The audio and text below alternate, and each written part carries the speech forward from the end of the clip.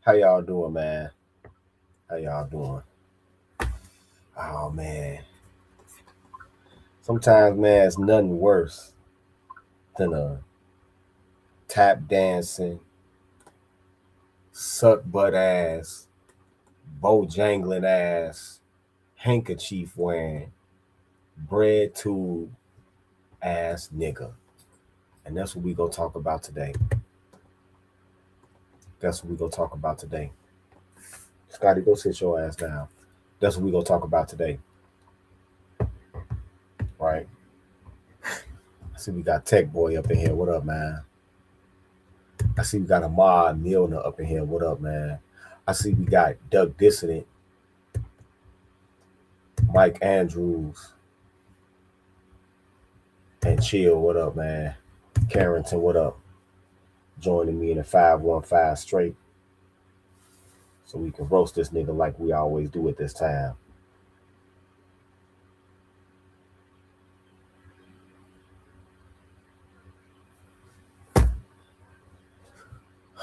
Kwame Kaji, what up, man? Trevor, what up?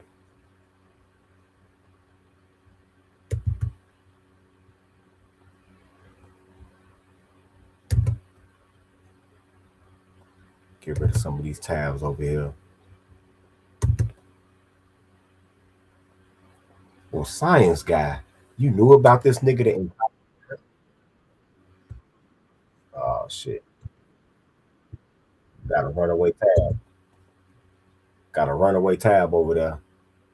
Science guy writes, salute. I'm glad you talking about this clown. I was thinking about sending you this guy a while ago with, hey, don't hesitate, man, because right now we in the season for roast. We in the season for barbecue. Look how I'm dressed. It's getting warm. So don't hesitate.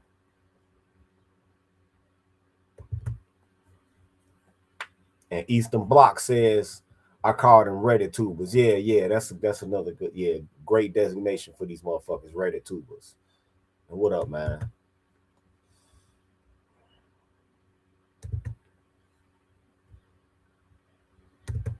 Mr. O, what up, man? Captain Luciano, what up, man?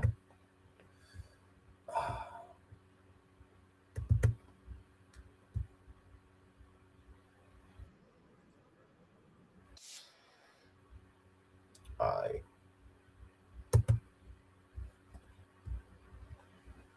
See who else we can get to come up in here, man.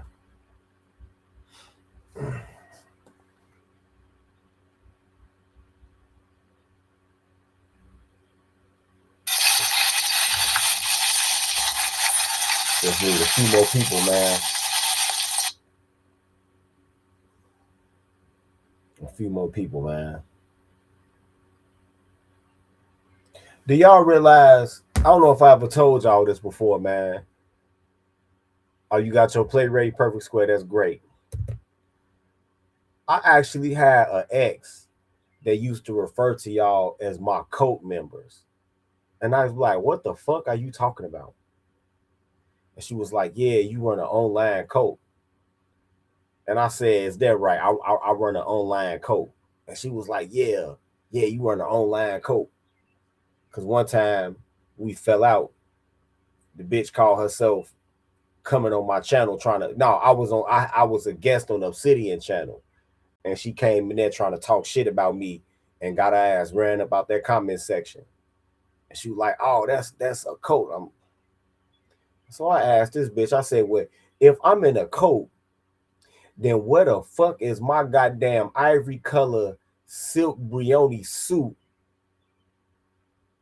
and my Rolls Royce and my private jet if I'm running a cult? Where, because that's the trappings of a true cult leader. And I was like, and another thing, if I ran a cult, bitch, you would have to move over in the bed to make way for two more bitches.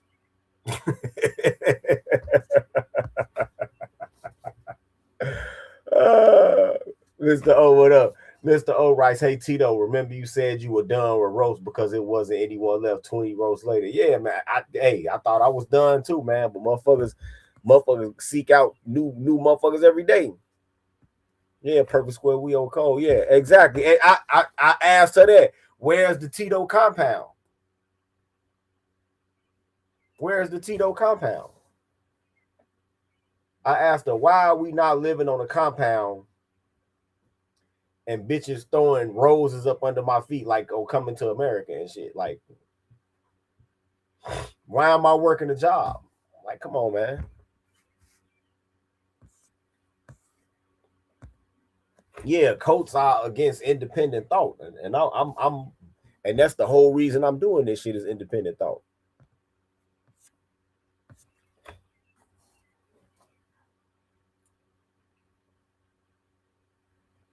Now, I was talking to another content creator today.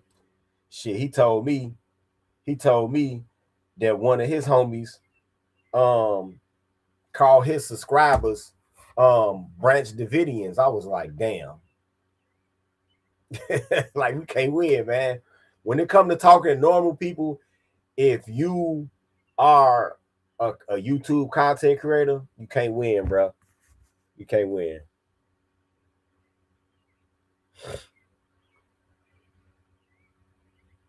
Stephen, what up? Yeah, a compound with cars and trucks. Excuse me, a compound, yeah, what, cars and trucks.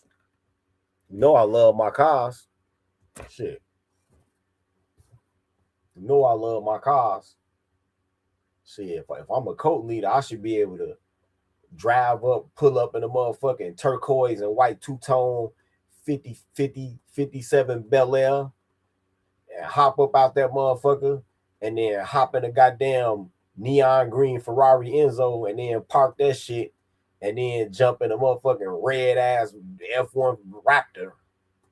That's cult leader shit right there. Shit. Like, come on, man. All right, man. We got enough people, man. Let's go ahead and share the screen with this goofy ass nigga. Ty's Corner or whatever the fuck this nigga is, man. Now, this nigga that we about to talk about, right?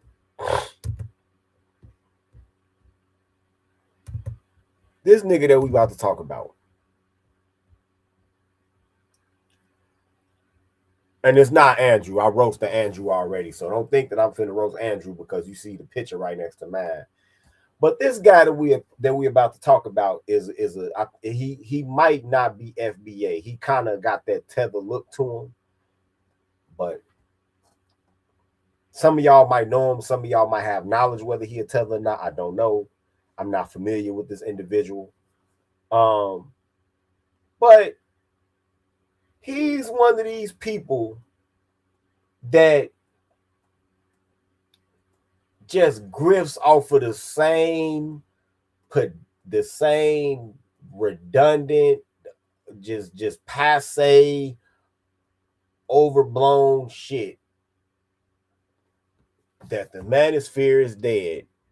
And so you see the title of the video, the red pill is finally dead. So we're gonna talk about this, whether the red pill is dead or not, and what the fuck this nigga gotta say.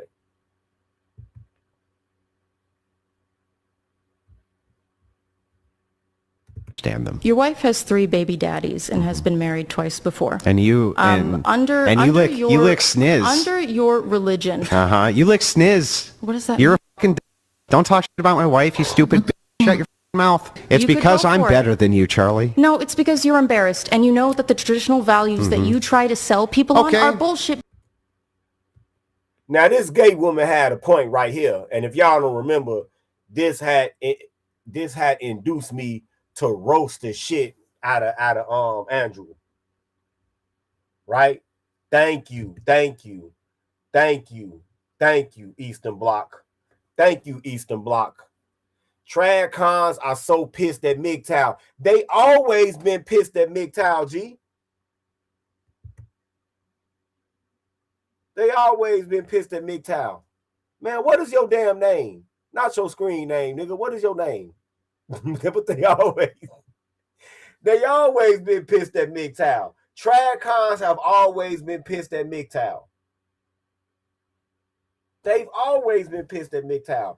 I I remember back in the day, look, let me tell y'all something, man. Y'all might be looking at all these hit pieces, and y'all might think that the heat is turned up, man. It ain't nowhere near what it used to be, actually. I remember back in the day, man. I remember, goddamn it, Tucker Carlson was on Fox fucking News talking shit about MGTOW.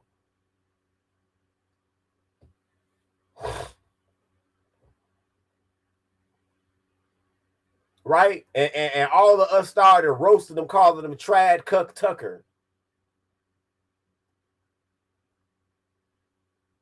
All of us started roasting them and shit. Even though that was before the live stream era. I would have did some vicious ass damage back then with live streams. I would have had motherfuckers ready to commit suicide with them live streams. A couple of motherfuckers I did roast, they did attempt suicide. I ain't gonna lie. They did. And a couple of motherfuckers had nervous breakdowns. Egypt Ann being one of them. Shout out to her. But yeah, man. Look, man. They always been pissed at us, Eastern Bloc. They always been pissed at us. Right about that. Trad cons are closeted liberals. They show in the hell are. They show in the hell are. You know why you trad cucks are closeted liberals?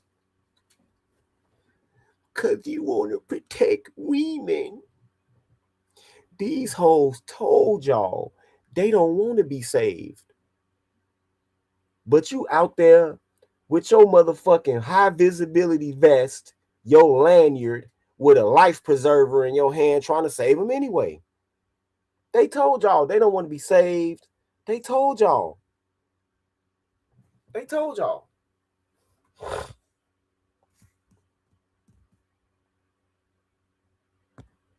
Thank you. Thank you.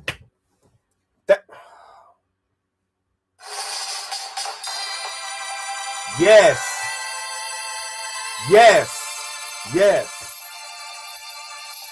I don't understand the disconnect myself, the contradiction myself, brother. Trad cons critique Islam for covering women, but constantly cry about women not being modestly dressed. They complain worse than bitches. Yes.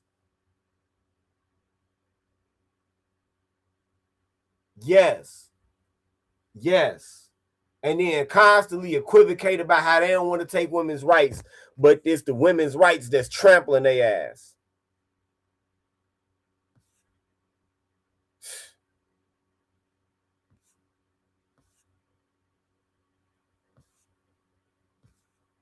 Soft ass cucks. Yes, don't be afraid to type that in there. Soft ass cucks. Science got rights. So many trad cons have been getting exposed lately as well. They've been playing the game. Yeah, you got a new game for me. Shit. Long as it ain't gonna give me a fan case. Shit.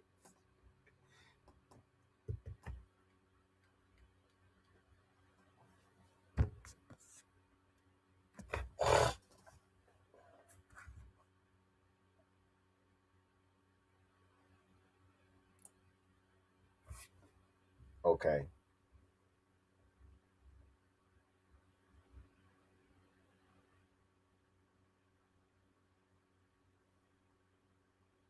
Oh, okay. Hey, you crazy for that screen name? I forgot that's what you said that shit meant, man. Tell it, Eastern Bloc.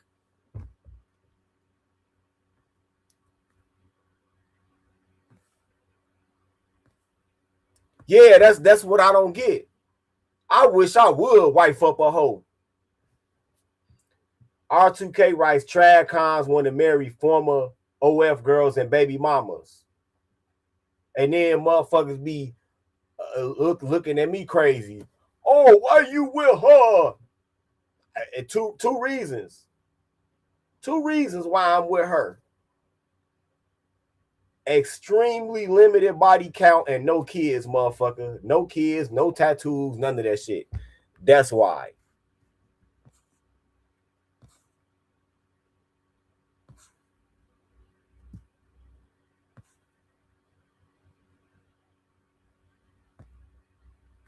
Damn, that's ruthless as hell right there, bro. That's ruthless as hell right there. God damn.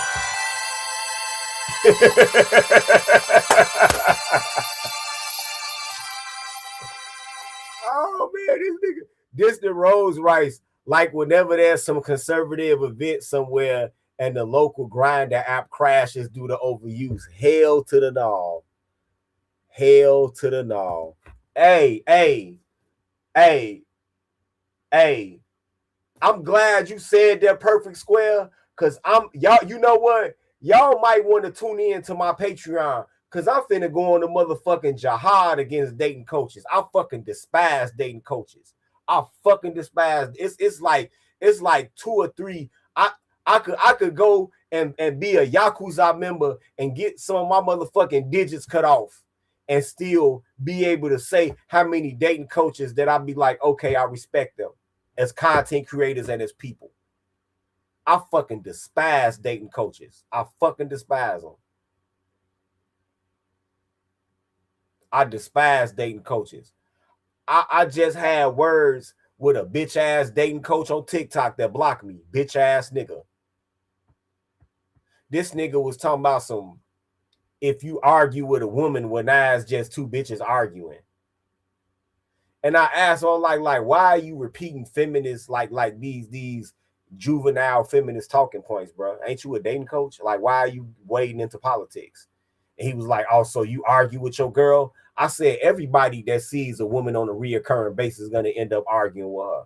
Y'all, a lot of what y'all, I ain't trying to step on your toes, bro, but a lot of times motherfuckers be coming on here, you know, writing science fiction / fantasy. And then he was like, oh, you must not get that many women. I said, I don't what? What? I don't what, nigga? Yeah, you heard me. You see what I typed? I said, bruh, you have no motherfucking idea where I'm at with my body count at. You have no idea. Nigga, I'm up there with NBA players and shit, fam. He was like, yeah, I doubt that if you argue with hoes. I said, okay, dude. I said, you know what? I understand it's a tough economy out here. It's a tough economy out here, and you know, you gotta eat. So I'm gonna just be real merciful with you. I can end your career in one video, but I'm not even gonna do that. Any dating coach you could throw at me, I can tell you, I can point out how they a fraud. Even some of the ones that y'all like Alan Roger Curry, rest in peace. But I can tell y'all how they a fraud. But that, you know what? That's a subject for a whole nother show. That's a subject for a whole nother fucking show. Or that's a subject really for my Patreon and at the tier that it's at. So.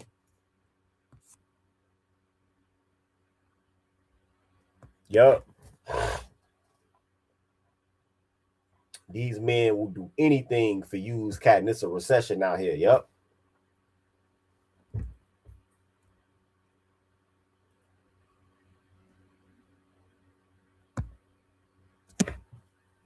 You know what?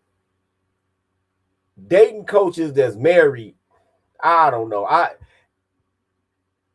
think that they should be like more relationship counselors than dating coaches, because at least you can point to the fact that, hey, you know, I'm married. So you can't doubt their chops or their credentials for that because they married. But like, just like I said to Steve the Dean, you know what I'm saying? You out here talking about you a dating coach, but the last time you was dating, motherfuckers on the radio, ooh, baby, gotta get you home with me tonight. That's what was on the radio the last time you was dating, nigga. So,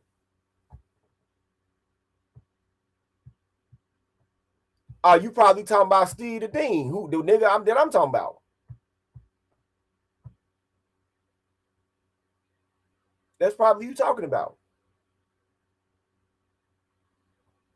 That nigga was probably listening to Silk when he was courting his wife. Like, come on, bro. That nigga, that shit would, nigga, you was courting your wife when Dan Marino was still playing football. Get your ass out of here, boy. Oh, this video changed his name.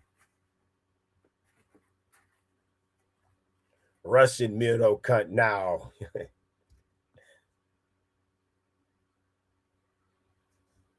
Yep.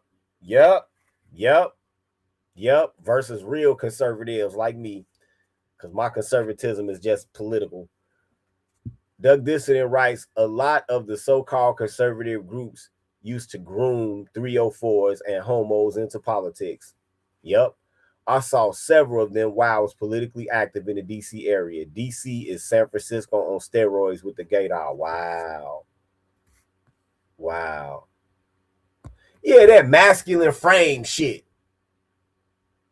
Composure, maybe? What the fuck is a masculine frame? Now, don't get me wrong. I'm not one of these niggas that think women have men have a feminine side and some women have a masculine. Nah, it ain't no shit like that. But it's like, what does that even mean? It's some vague ass shit, some jargon that they use. Like, come on, man. What does that mean? What does that really mean?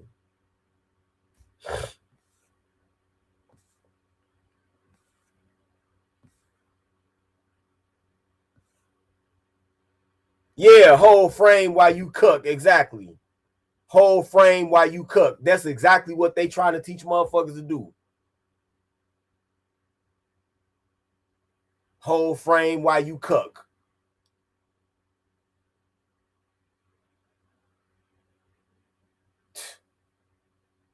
Oh, yeah. So you're sitting there and you can tell that she's texting another guy, whole frame. No, bitch, get your shit and get the fuck up out of here. Fuck you think this is? I'm not finna hold shit. I'm finna hold the door open for your ass while you walk the fuck up out of here. I'm finna hold up my nutsack while I get in the shower and go wash up so I can go fuck another bitch. That's the only thing I'ma hold. Whole frame. Now I'ma hold this door before you get the fuck up out of here.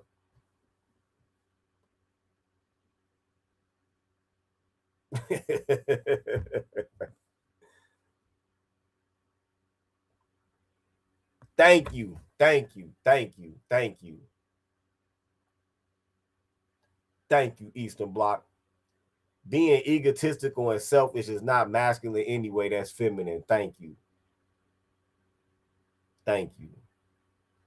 Men are beneficent and altruistic. If we weren't, the planet wouldn't even look like it does now.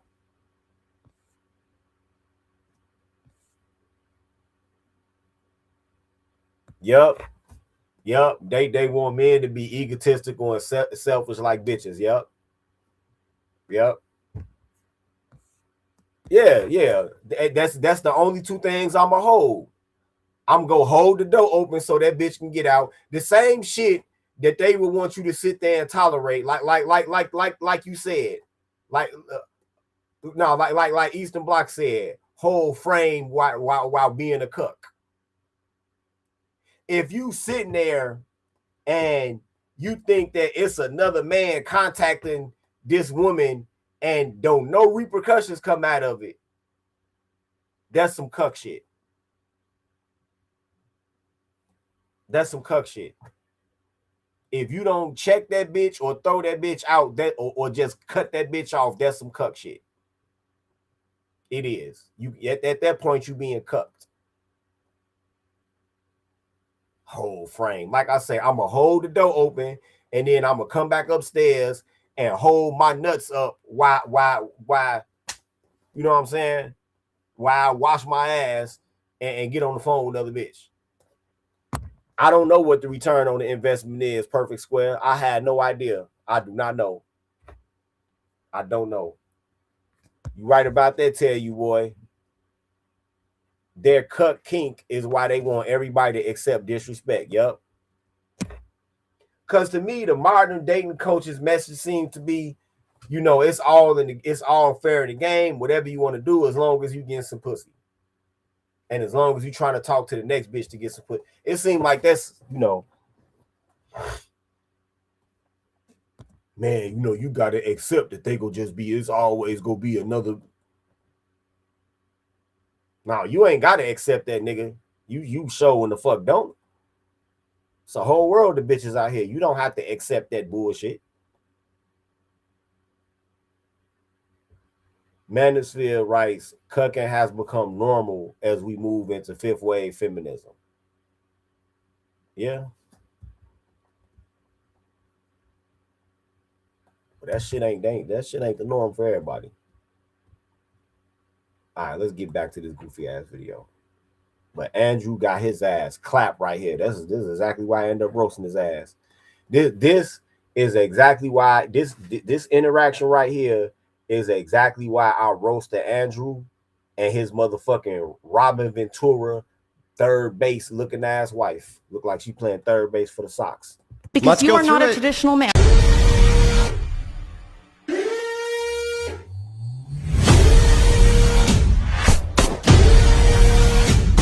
I am a goddamn alpha male. Yes, I said it, alpha male. I don't care if you think that's toxic. People look at me as soon as I walk. The alpha male shit. Whatever, man. I think I'm a pretty cool guy. The alpha male shit, I don't know, man. I don't know.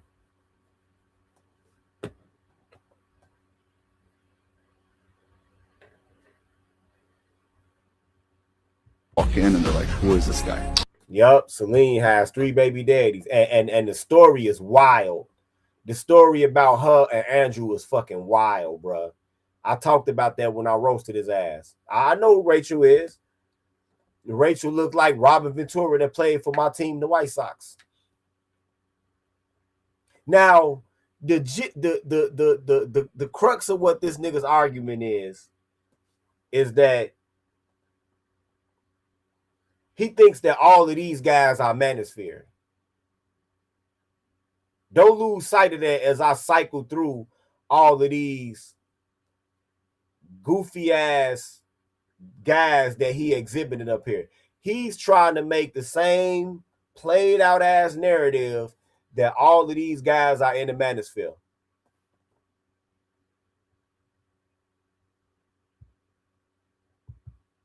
All of these, none of them are, by the way. None of them are.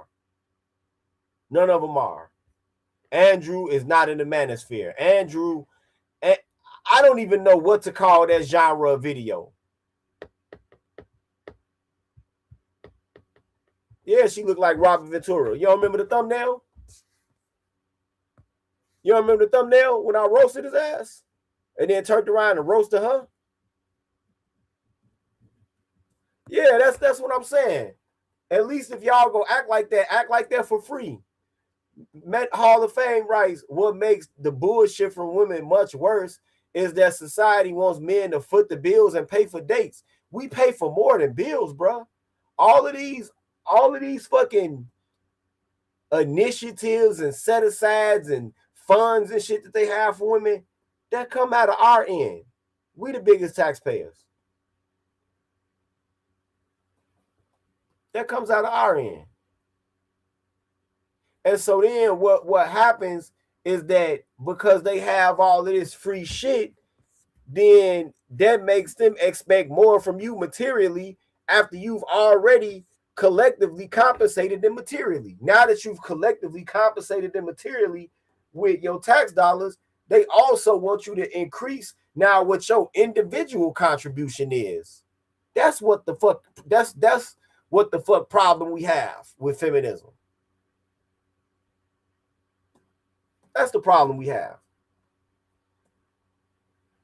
But hey, go on my Patreon and go on that motherfucking $25 tier. You would hit some shit.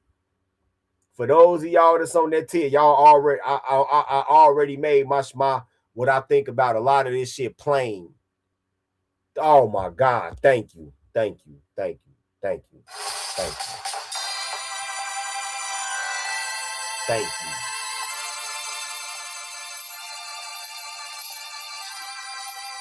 Women barely want to work 40 hours. Barely.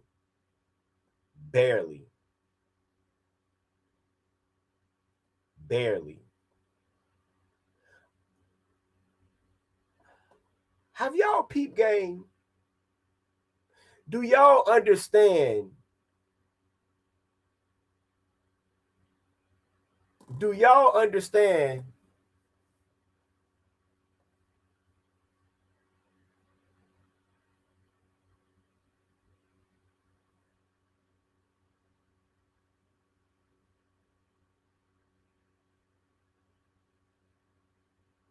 Do y'all understand that ever since Obamacare, I want y'all to think about something. Ever since Obamacare, do you realize that a lot of these jobs have cut hours? Yeah, do y'all understand that? Ever since Obamacare, a lot of these jobs have cut hours, and these are even jobs that offer medical insurance. These jobs cut hours just so if the company ever gets into a financial bind where they no longer are going to provide health care, that they don't have to that they don't have to pay for it.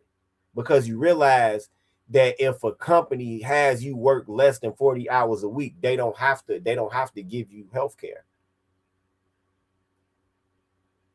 So at a lot of jobs right now, especially the types of jobs that women have, retail jobs, and a lot of these jobs right now, women barely work like 30, 34, 36 hours a week. And even them light hours that they do, they will complain about how tired they are, their body hurt, their feet hurt.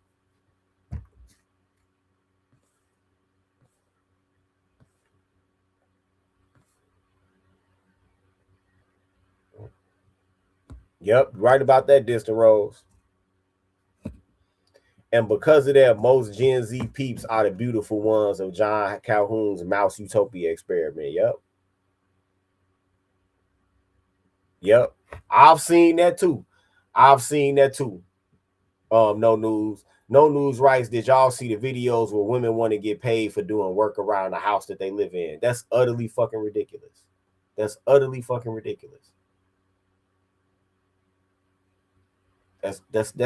I don't get that. And then they make the free labor argument. We're not gonna go into that shit. We're not gonna go into that shit.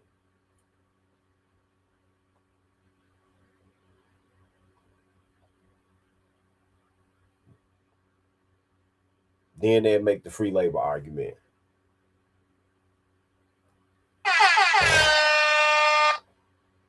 Well, that's the first somebody that's not even commenting. Skull face jackass. Thanks for the cash out. Don't let that brother be alone.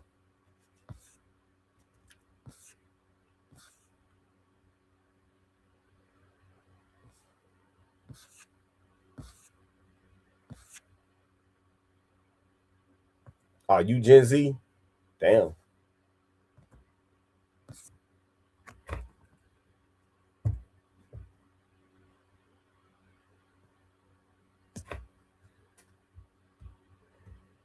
Now remember, none of these guys are in the manosphere, but he's using these videos to support. And what's crazy, on the thumbnail, he actually got Wes Wallace on the thumbnail. Since when the fuck is Wes Wallace in the manosphere? You know, that's the white dude, the skinhead dude that's been to the joint and be talking all that the alpha guru financial shit. I look like I'm going to hurt somebody. You do not have to accept her rejection. It's no secret that the Red Pill movement is pretty much in the grave at this point. And to be honest, I'm glad. YouTube needs to be cleansed 40 days and 40 nights of this madness. Between needing to make enough money to feed 10 families in the Philippines, needing to be void of all emotion, and needing to pack freezer meat the size of the Eiffel Tower, I don't know which way is up anymore. It's safe to say the red pill movement doesn't need any introduction. But if you don't know, it's about personal awakening and learning the truth about what life is outside of what's considered the matrix. I'm sure red pill connoisseurs punching the air and yelling at me about that explanation, but without all the extra fluff, that's pretty much what it is. Wait a minute. Well, hold on, Hall of Fame. Let me help you out, bro. Let me help you out. And then we go keep going with this goofy ass nigga right here. Hall of Fame writes, I literally experienced it from an unemployed Gen Z girl I dated. She complained of not being paid for chores while I paid 100% for bills and more. Okay. It seems like what her problem is that she wanted an allowance. Today's females are fucking stupid. If that's what you want, ask for it, bitch.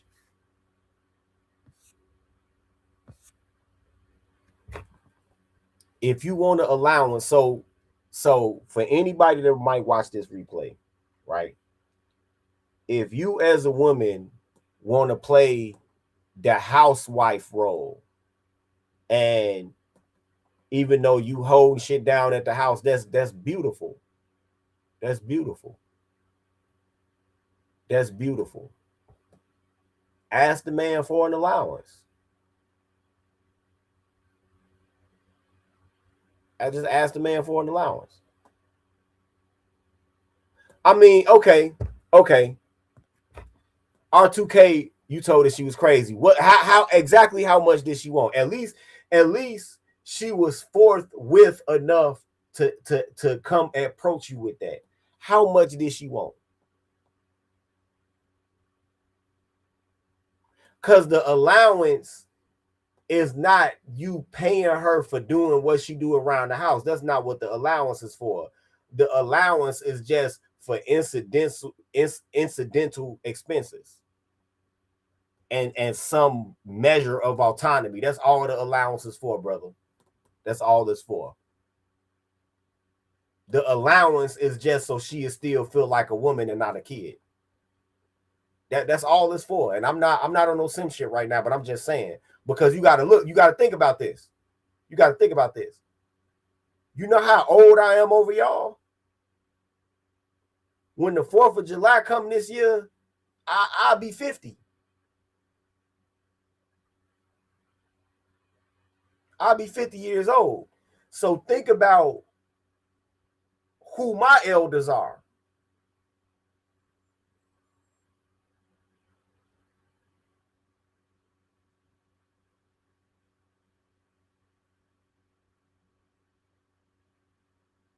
So like I've like been around relatives that was alive during World War I, or I've been around relatives where they fucking daddy seen the Civil War.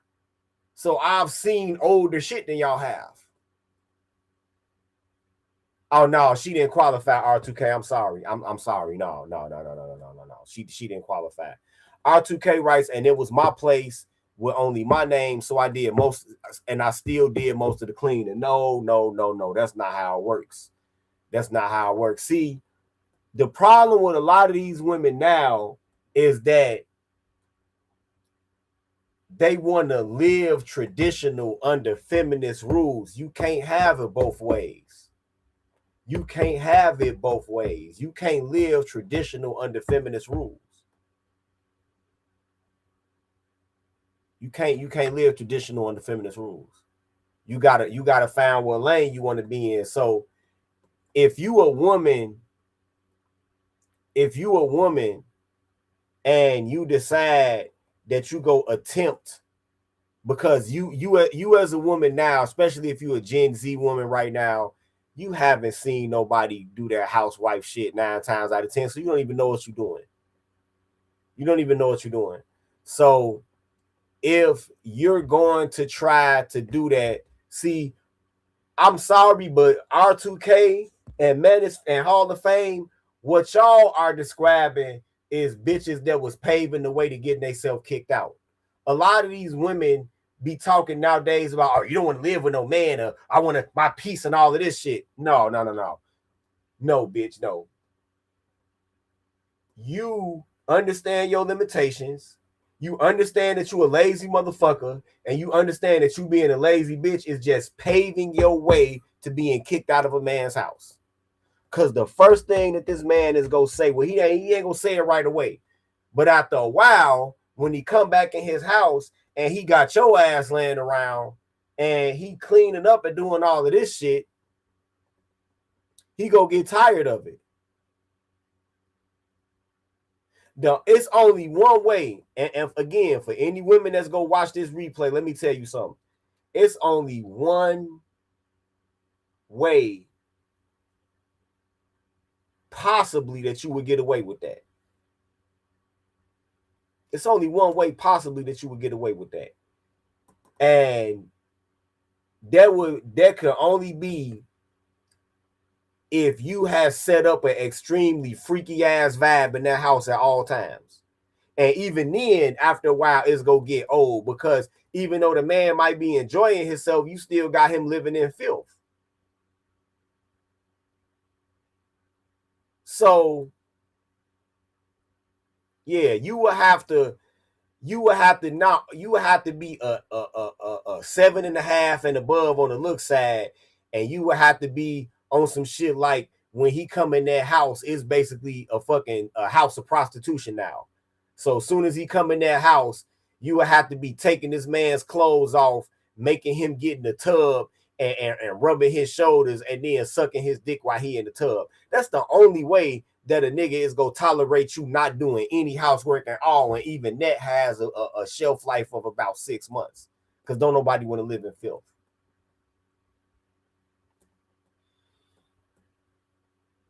So it sounds like both of y'all was fucking with bitches that y'all were, and I'm not faulting y'all, because y'all don't know what that looks like, and the women y'all dealing with don't know what that looks like. For instance, Hall of Fame, how old are you? R2K, how old are you? I'm finna watch this. How old are y'all?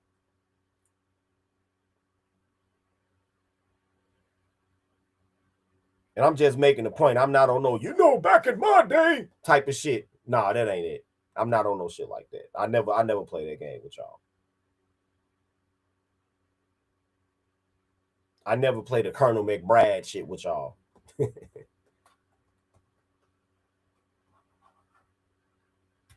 But R2K, how old are you? Perfect Square, I ain't even ask you, G. This nigga, I'm 36. I ain't even ask you. R2K, how old are you? At Hall of Fame, how old are you? Are you 46? And you was 42 when she lived with you, so you a millennial. Okay. And you're 30. Okay. All right. Okay. So you just on the edge of where you possibly might have seen what I seen, but I don't think you have. Do y'all realize that I am so goddamn old? I don't look it. Praise the Most High, I don't look it. And I'm a walking advertisement for following the dietary guidelines. Right? I'm a walking advertisement for follow the dietary guidelines, and this might where you be when you get my age. Right? I am so old that when I was in high school, they actually used to have a class called home economics. Right? They had a class called home economics. And in this class, see, they don't have this in school no more. Right? They used to have a class in high school where it was just girls in there. I mean, you could take home ec if you was a boy, but you would look like you know what you would look like.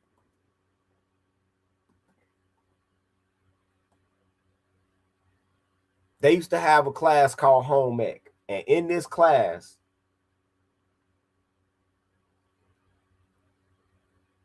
they would teach girls how to cook, how to clean, how to iron, how to budget for groceries, how to shop, all of that shit. Right? The boys, we went to auto shop, or we had auto visual, welding, shit like that.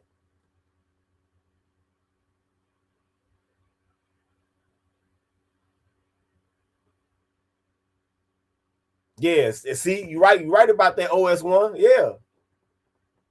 Yeah. Nigga, we was building cars in high school. Straight up. Yup. OS Sailor Man said, damn, home ed, you old. Yeah. We was building cars. Some schools had an aviation mechanic class. Them niggas, like CVS, they was fixing airplanes and shit at school. In high school, these niggas working on airplanes. They had a fucking jet engine on the stand, all type of crazy ass shit.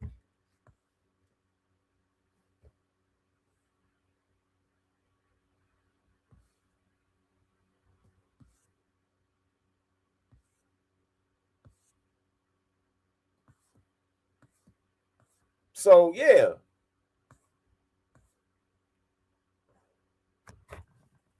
They would teach these girls how to keep a house. And so a lot of y'all that's like younger than me, even if y'all just a few years younger than me, and then y'all a few years younger than me, and then y'all dealing with women that's younger under y'all, I'm gonna tell you something. 9 times out of 10, because my girlfriend is 23 years old. 9 times out of 10, they don't even understand like what to do.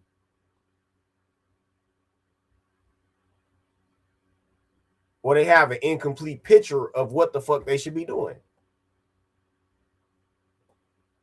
Like, I don't fuck with any woman that don't know how to cook. Period. I don't do that shit. So she does know how to cook.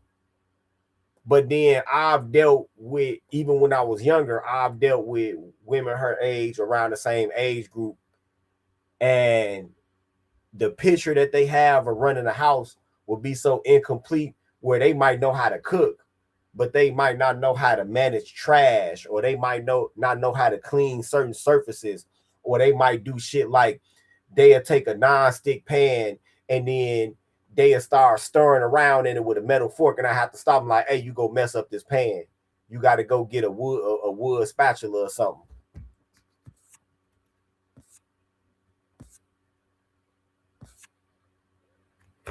So they got an incomplete picture of what to do.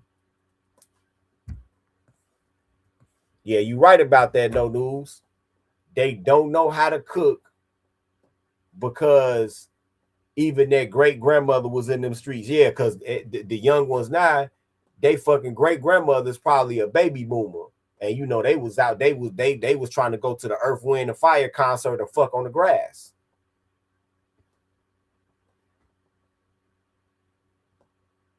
And then when the disco era ended and hip hop started, they was trying to be in a club with a short dress on, thigh high boots, sniffing cocaine off the mirror, getting fucked in the bathroom. And that's even their great grandmothers.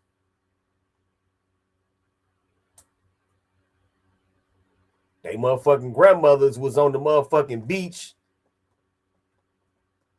with a 2-piece bikini on, pussy hair peeking up out that motherfucker. All I want to do is boom, zoom, zoom, zoom, and a boom, boom. Just shake you. So they don't have a complete picture of what they supposed to do.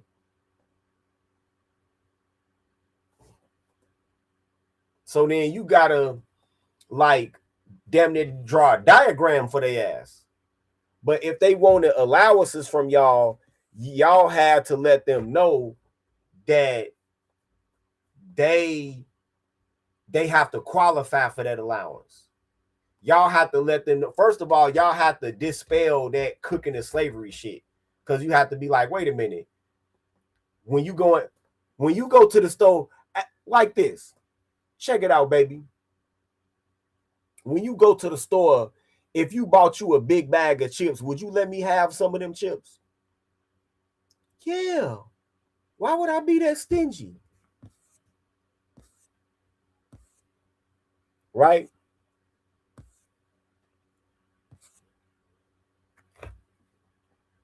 Yep, Black Bike Week hoes. Ask them like that. If you went to the store and y'all got to hit the Cash App because I'm giving y'all some good ass game right now. Hit the Cash App, goddammit. Man, baby, you will let me get some of them chips. If you got the the big bag, the $4 bag, you will let me get some of them chips. Yeah, I'll let you get some of my chips. Oh, okay. Well, I heard about that. Trust me, we go. I'm definitely gonna speak on that one. You ain't got to worry about that. No news. So you'll let me get some of your chips, right? Now hit the Cash App because I'm finna get y'all some good game right here. Yeah, I'll give you some of my chips. Okay. Well, if you went to the store and had some chips and you would let me get some of the chips, you will let me get a sip off of your pop too? Or your juice? Yeah. Okay.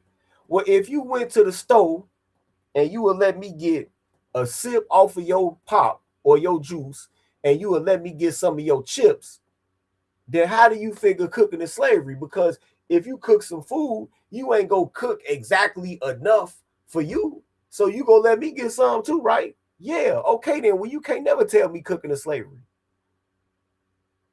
We both stay here, right? Yeah. Okay, we both stay here. So if we both stay here, you don't like you ain't never been homeless or no shit like that. No. Okay, well, if you ain't never been homeless or nothing, that means you ain't never lived outside, right? Yeah. Okay, well, if you ain't never lived outside, then why would you want to live in dirt and garbage? Because if we don't keep this motherfucker clean, it's gonna be dirt and garbage. Oh, I never thought of it like that. Yeah. So I mean, you don't want me to think you over here fucking in my house, right? No, okay then. So if you don't want me to think that you fucking in my house, then why not occupy yourself and do something? Because if I keep coming here and this motherfucker dirty, it ain't none cooked, then that's the only logical conclusion I can come to. Is that either you fucking in my house or you just getting high and drunk all day?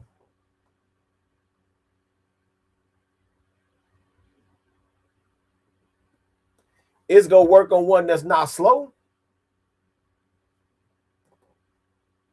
If you got you a slow bitch, no, it's not gonna work.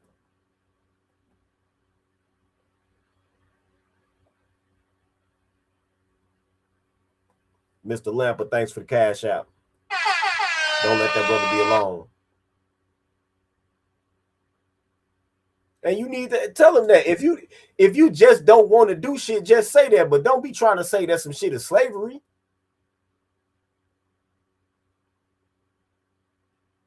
Turn Mandingo on. Let her see what slavery really is.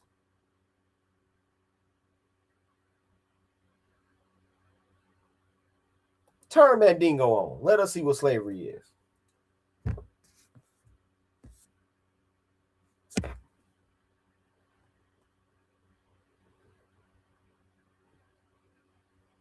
Let us see what slavery is. Well, R2K, well, if that's what particular type of woman that you have, it says we're past those days. They are too deep into the feminist main character era, sisterhood propaganda for the vast majority. If that's what type of bitch you dealing with that you need to let her find out how cold it is outside?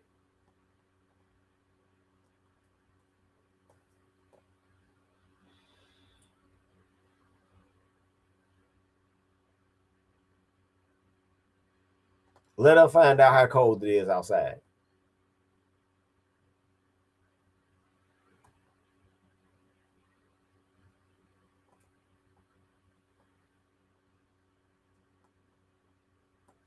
Yeah, you have to. You some of these bitches actually are not slow. If you even know you got to damn near draw a diagram for them, because this is shit that they haven't. This is a new concept for them. Rashid Ali writes, like it's oppression to keep your living space clean without being compensated as if you had a job. Yeah, we both live here. And then ask her that. Do you? So I hear you on the phone with your friends. I hear you on the phone.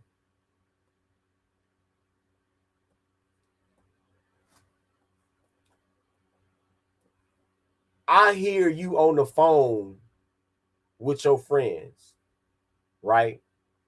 And when you on the phone with your friends, sometimes you have your phone on speaker, and I can hear your friend complaining about all of the shit that she got to do with her job. I can hear your friend complaining. The main thing they complain about, what bitches that's hating on them at their job. I can hear your friend complaining about all of the motherfucking stress that she has on her job. I can hear your friend complaining about how she got to be up or how they switched her shifts. I can hear your friend complain about how she used up all her PTO days and she didn't think that it was going to get cold that early this year. And now she got to risk getting into a fucking accident in a goddamn blizzard because she driving a motherfucking Chevy Cavalier in 8 inches of snow. I can hear your friend complaining about all of that. Is that what you want your life to look like? Do you prefer that to just making some motherfucking hamburgers and french fries and sweeping the floor?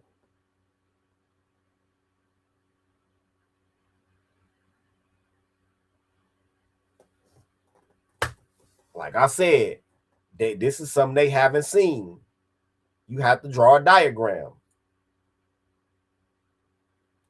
If a motherfucker came in a time machine and they was from goddamn it 800 AD, and they saw an airplane, they,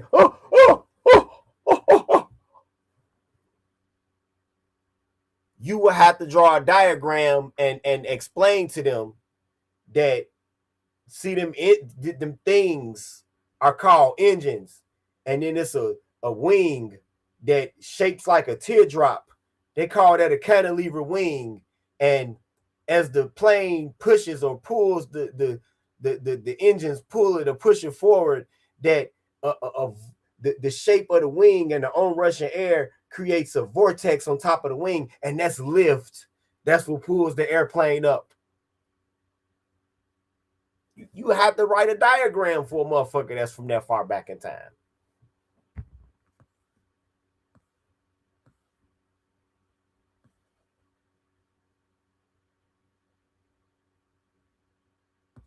Hall of Fame, when you say they own family, you mean like they own immediate family? Like they siblings and their mother and all of that?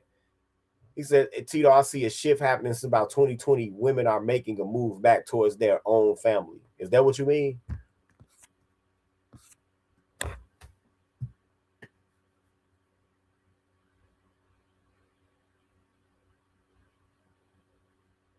Oh, yeah, I noticed that dumb shit too. Hall of Fame writes, and you know what? They go inevitably come to ruin. They go inevitably come to ruin. Right? Hall of Fame writes, women are using their own relatives for the kinds of provisions that would normally come from a man in their life. Well, that's not gonna work out for the long term. That's not gonna work out for the long term. Because if I know something about women, is that women can be real motherfucking catty. Okay. And so if you are already in a relationship, I'm gonna tell you this straight off the bat. If you getting up in the morning, early or late at night, or on a weekend to do something for another woman, it better be your mama. It better be your mama. Other than that, after you do that a couple of times, do you know what the woman that you with go say to you? I don't care who it is, Hall of Fame. You know what that woman gonna say to you? And sometimes even when it is your own mama,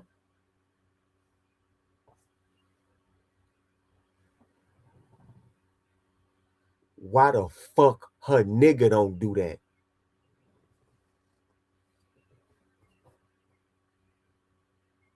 So that's not a long-term option. That's a band-aid. Why the fuck her nigga don't do that?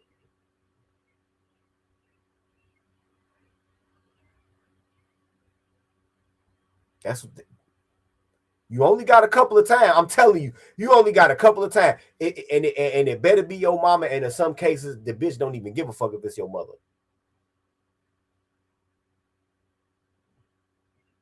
No. It's not. R2K writes, been there and done that. That's why I don't talk to my mom like that. She would drive wedge in your relationship. Well, if you notice that your mother is going out of her way to try to get you to do shit when she noticed that you were a woman, and that's one thing. But if she just call on you once in a while, and especially now, if you my age, a woman to probably tolerate it is if it's your mother, because my mother is in her fucking 70s. So a woman is tolerated. But for y'all that's in y'all 20s and 30s, and your mother asks you to come over and do some shit every week, or your siblings or whatever, to that woman, that shit is gonna get old. They gonna be like, what, why the fuck her nigga can't do that?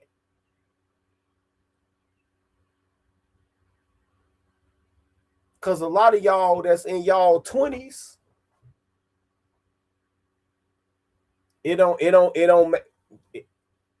listen to me, Hall of Fame. It's not a long-term option. Hall of Fame writes, these modern Sims are simping for their female relatives. I know that. I see that. It's not a long-term option. Because if it's one thing that's true about a simp, is that no, I'm not underestimating shit. You see, you think I'm talking about the man. I'm not talking about the man. I'm talking about women's avariciousness. I am not talking about these men. I know how these niggas are. They stupid. I know. I'm not underestimating them, but at the same time, don't underestimate how avaricious they can be. Do not underestimate how avaricious they could be. So what I'm saying is that you do that shit enough times, and not saying per se any of y'all are simps, but if it was a man that's in the habit of doing that, if it's a man that's in the habit of doing that, then he's gonna probably attract another woman that's not his relative, that's go yield him some type of companionship. And women have a very consumptive love, which means they want to just take. So if they want to take, if you give in to somebody else, then that's less for them to take, and they don't like that shit. See, let me help y'all, and y'all hit the motherfucking cash out. Let me tell y'all something. Sometimes seeing any woman on any level on a reoccurring basis is almost like being in the mob. It's almost like being a low-ranking associate in the mob. You only good as your last envelope. You hear me? Now that envelope could take the form. It's a wide possibility of things that could be in that envelope.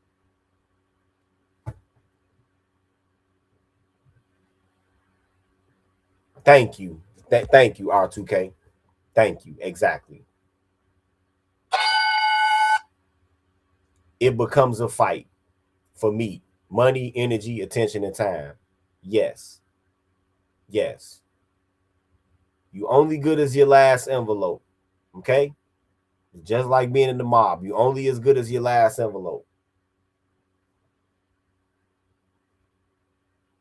You only as good as your last envelope.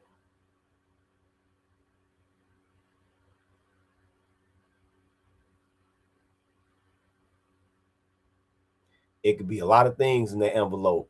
It could be money in there. It could be a listening ear in there. It could be dick. It could be time. It could be a lot of things in the envelope. But you only good as your last envelope, and you got to keep them envelopes coming. Just like you an associate in the mob. You always got to kick something up to the top. You always got to kick up. Right? Just like you in the mob. I don't know if y'all know how the mob go, but that's how the mob go. You only good as your last envelope. Right? So imagine being in the mob and you a low-level associate, but you known as a good earner, and you know you and a couple of knock-around guys, as they will call them, just I don't know, y'all learned of a place that repair ATMs.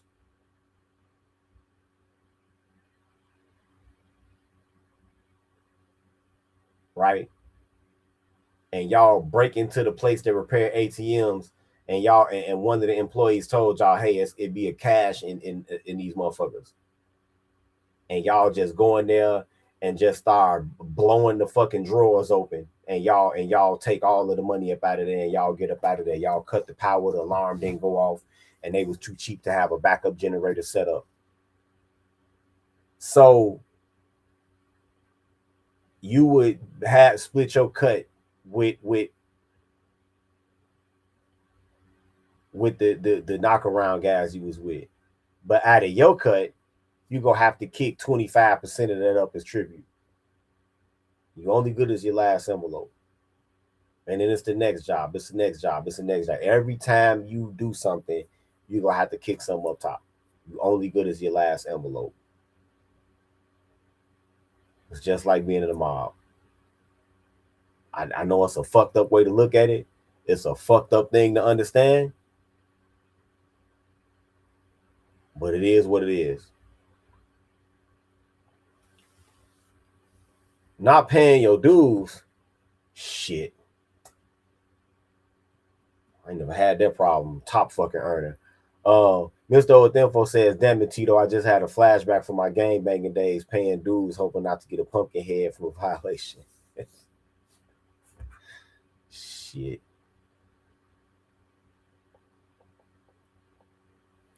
Nah. Cocaine we had was making niggas have strokes. I ain't have to worry about that. But yeah, that's how it is, man.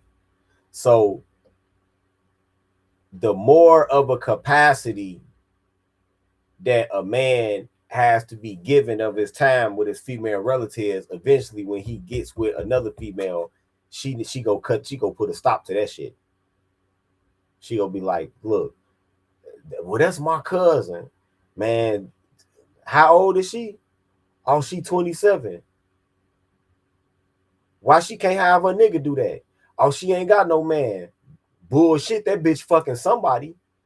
So who she fucking so I seen her Instagram. Oh, she fucking somebody. So why whoever she fucking can't get up in the morning and go and take the motherfucking pipes from under her sink and get whatever she washed out the sink and took that out the pipes. Why that nigga can't do that? Cause I know it's a nigga laying up in there fucking her. Why you gotta go do it?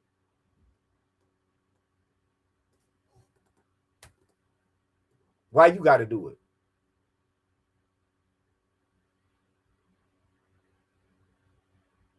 She came in here bragging about how this nigga that she fucking, this married nigga that she fucking just bought her a big ass Coach purse. Why that nigga can't pay to have a plumber come over there and look at her sink? Why you got to do it? That's what's gonna come to them niggas eventually. And since his cousin or his sister not giving him no pussy, who do you think go win? Who do you think go win? Who you think go win? Who you think go win that debate?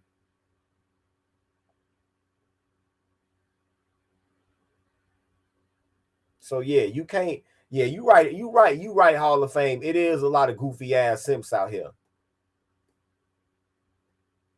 And you know what? Lion, it's avarice, but at the same time, she got a point. At the same time, that woman has a point. Lion writes, brothers need to stop entertaining these bird brains and they agree. Yeah, but at the same time, she do got a point. Because if that woman is compliant enough to where you still fucking with her and she do shit for you, she figured, what if I can maintain a relationship to get whatever benefit I'm gonna get from you, then why the fuck she can't do that? Why the fuck am I letting you tell me I gotta come in the house and shit and not be hanging with them hoes and don't be posting thirst traps? I do all the shit to qualify to fuck with you to get you to do shit for me. Why that bitch can't do that for somebody else? Why do she get to run the streets like a hoe and get high and all of this shit and sit in cars with niggas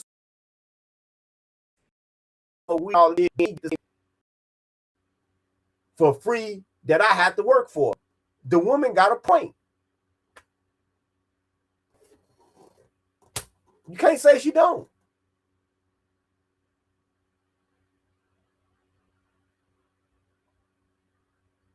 She get up on her off day and put gloves on and clean all behind the toilet and shit. And make some eggs for you and shit. For you to do that same shit for her. And this bitch just let random motherfuckers come in out of the house fucking and you doing the same shit for her that they should be doing. She has a point. She does.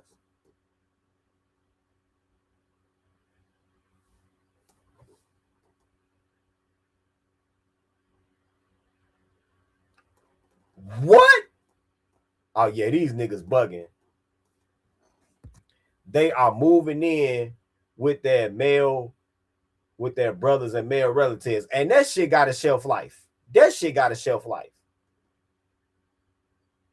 That's domestic violence waiting to happen. Because eventually, if he got a bitch, she gonna be like, hey man, that bitch gotta either that bitch is gonna go or I'm gonna go. Either she gonna go or I'm gonna go. And if that bitch is worth anything, who you think gonna win that argument?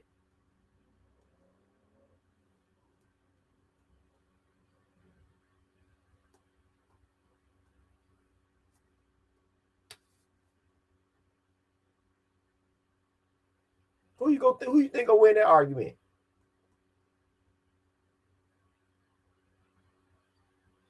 Especially if she say that bitch gotta go, and then after that, reducing or cutting the pussy supply, who you think gonna win the argument? Yup.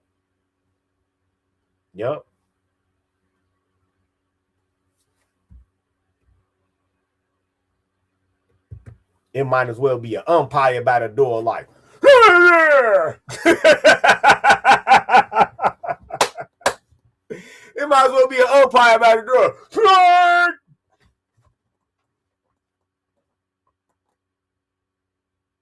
Straight up.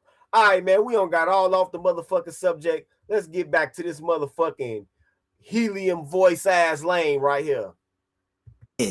Get over it. My first introduction to the red pill was VH1's The Pickup Artist, which was... That's not red pill shit, goofy ass Mark. That's motherfucking, that is dating coaches.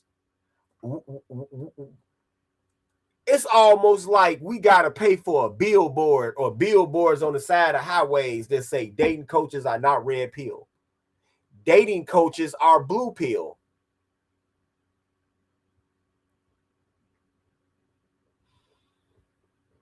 Dating coaches are blue pill. Dating coaches are not red pill. Dating coaches are blue pill. No, PUAs are not red pill.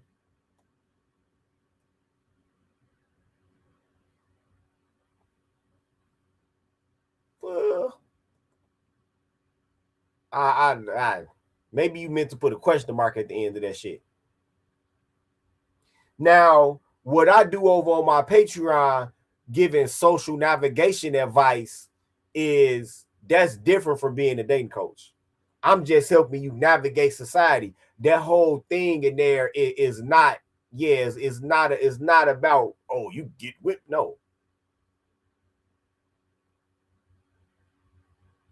Yeah, pickup artists are blue pill because they are sitting there going out of their way to like develop a social subroutine to facilitate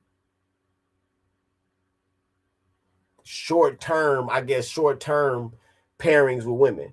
That's blue pill shit because of where the emphasis is. Probably everyone's first introduction without them even realizing it. No, that's not. What is this nigga's name? Ty's Corner, Ty? No, this shit is not red pill, bro. That's your introduction to the dating coach shit. This is not red pill. Now, you making yourself look silly. Even your voice is bad enough, but you making yourself look silly by saying that this shit is red pill because it's not. Red pill is about situational awareness. Where does this entail awareness? This is just developing a social subroutine. Where's the awareness here? If you had your own TV and the only thing your parents were worried about you watching was HBO after 12 a.m. for obvious reasons, your only other choice is to get that same hit of dopamine were Girls Gone Wild commercials. VH1, MTV, BET, Uncut, and Tila Tequila on Howard Stern. Howard Stern was the first Adam 22, come to think of it. God, I need to get baptized again, bro. So anyway, The Pickup Artist. The Pickup Artist was my first introduction to red pill content, being a... Again, that's not red pill content. Mystery and all of them on The Pickup Artist, they wasn't talking about Brifo's Law. They wasn't talking about female nature. They wasn't talking about family court. They weren't talking about the divorce rates. They weren't talking about the history of feminism. They weren't talking about anything that red pill content creators talk about. They were just strictly trying to teach people how to hone, once again, how to hone a social subroutine that will facilitate them fucking. That's it, nigga. Your whole thesis is bullshit. Middle schooler. The purpose of the show was to help men find... And I'm going to tell you something. If you thought this was red pill, nigga, that mean you extra lame. If you so motherfucking lame that you was able to glean anything from this shit that you thought you could use,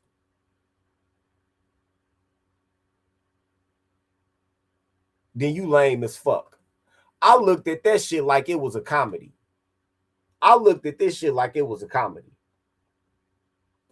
Because I knew the places that I've been socializing and all of that shit, I know damn well that this dry ass game ain't gonna work there. So I looked at that shit like a comedy. Of just white boys being white boy cool. That's all I took from it, is straight entertainment. If you thought this was red pill, if you thought this was causing any type of awakening, nigga, then you square as a pool table and twice as green, my nigga. Let's go. Success in cold approaching women. Harmless in the grand scheme of things. Like I said at my $25 tier on Patreon, cold approaching is a waste of time. Fast forward to more current times, the red pill looks very, very different.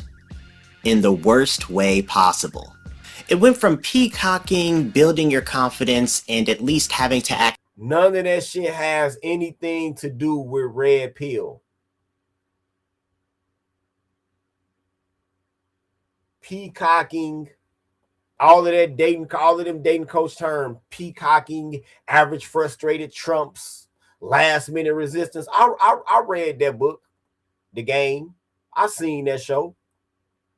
It ain't got nothing to do with red pill content, bro.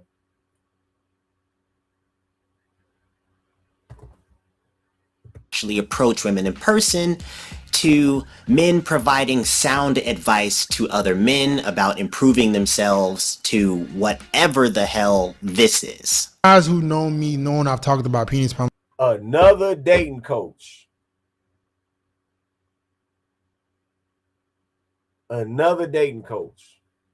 We wondering how far in this video do we have to get? What are we 2 minutes and 48 seconds into your video, dog, and you ain't showed one single red pill content creator yet. How do you realize what you're doing right now? If I wanted to critique a bunch of SUVs, you not go look on my screen and see a motherfucking Porsche and a Mazda Miata.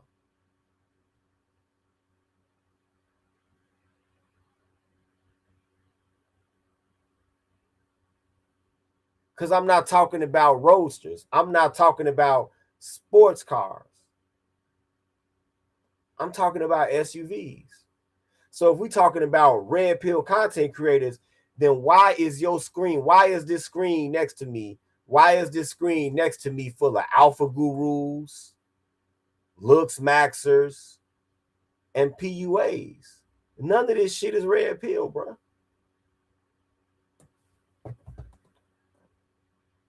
I really think that we gonna have to do that. I really think that we gonna have to like have some type of fund or some shit where we actually do put billboards on the sides of highways that say pickup artists are not red pill, dating coaches are not red pill, alpha gurus are not red pill.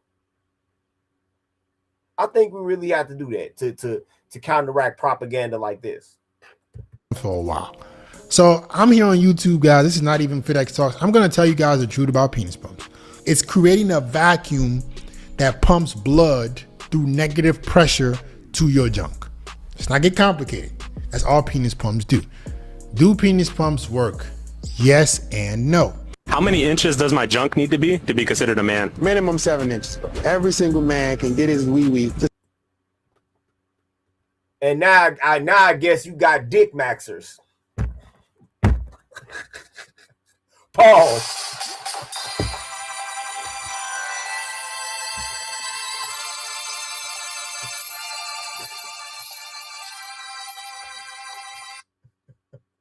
These niggas is dick maxing. What the fuck?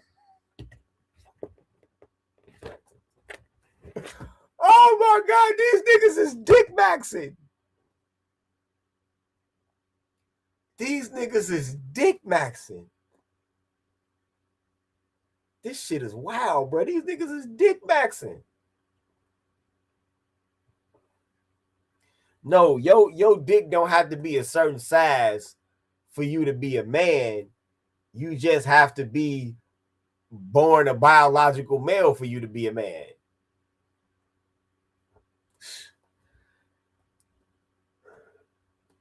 God damn. 7 inches. If you're 5 inches, bro, you better start working on that shit today. Because the thing about women is they won't tolerate it, but they prefer better. Women don't want to hurt your feelings. They don't want to tell you, yo, baby, I can barely feel when you're inside it. It don't have to be 12 inches, but you can be at least 7 and above. And you want your girl coming back for more. You want to be hitting that spot every time. You better have a bad bitch. You better. That's bad advice right there. That's bad advice right there. What he just said is bad advice. He talking about hit that spot. The first three, where the spot is in the first 3 inches of her pussy.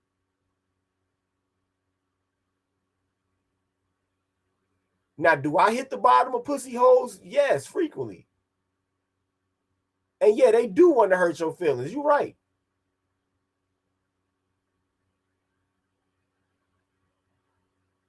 But most of the nerve endings is in the first 3 inches or so of their pussy. They care more about girth than they do length.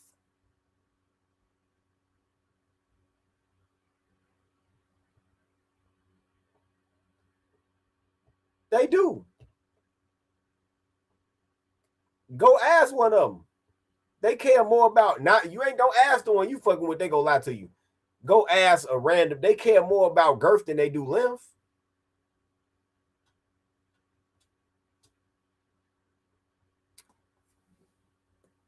It's only one way. Look.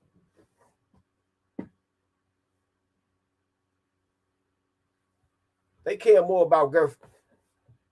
If you can pass the tissue roll test, you good. Get you an empty roll of tissue. I can't even believe I'm saying this on my channel. I can't even believe I'm saying this on my channel.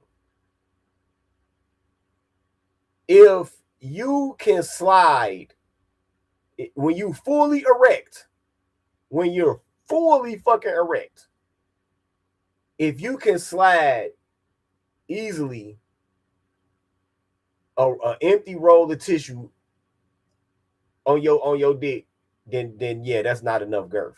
But if it's any resistance to you getting this tissue roll around your shit, then you have enough girth.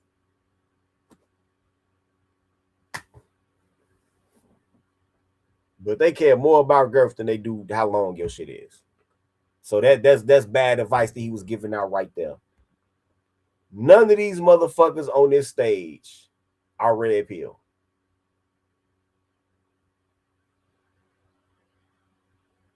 You better be ripped. You better fucking be rolling some sick shit. That's what I like. Wes Wallace is a dude that was in the Fed joint, and he a motherfucking skinhead, I guess. And now he, I guess, he tell dudes how to be swole and have money and have a nice car, like he just said. I grew up hustling. There has to be rims on my goddamn Phantom. Let's take you, for example, and me, and we both pull up and we go to your girl. Odds are I'm gonna take that. If you compared me to you, you're not gonna win that battle. He giving you bad advice too. He giving you bad advice too. Let me tell you something. I had one girlfriend I was with actually fucking reject Antoine Walker in my presence. We completely rejected that nigga. And I was blown away. I was fucking blown away. When I seen Antoine Walker right there, I went to the bathroom.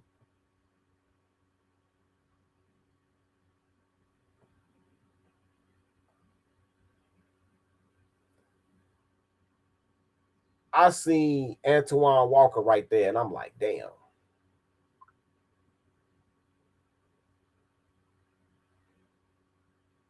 Damn. Because I had, that was a fine ass bitch. And I'm like, damn. Soon as she came out the bathroom, he pushed right up on her, like I knew was gonna happen, right?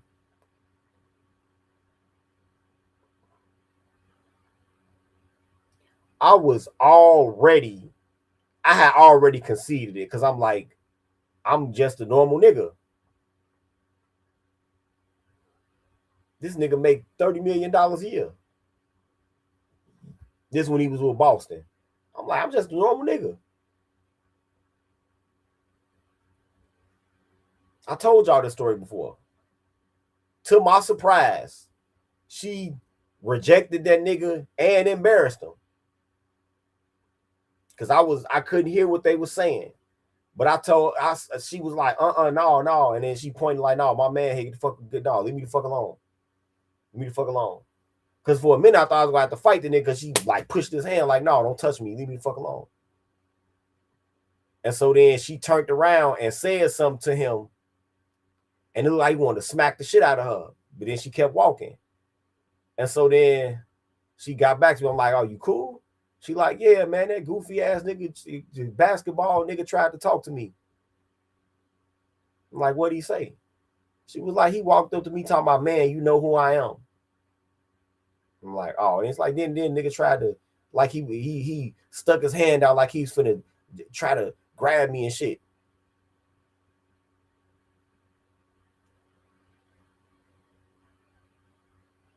Yeah, I never understand that for nothing in the world, Cortez Smith.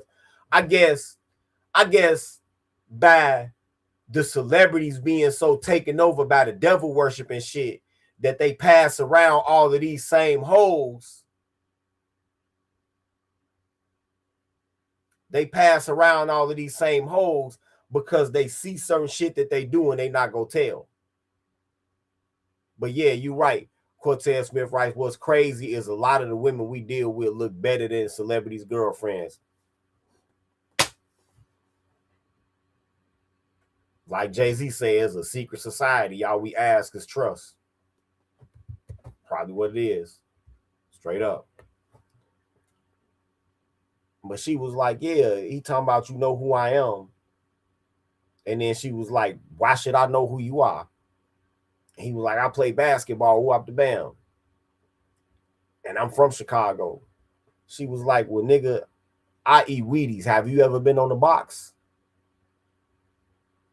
And he was like, no. And then she was like, well, shit, you couldn't be that good. Now, could you? Now, leave me the fuck alone.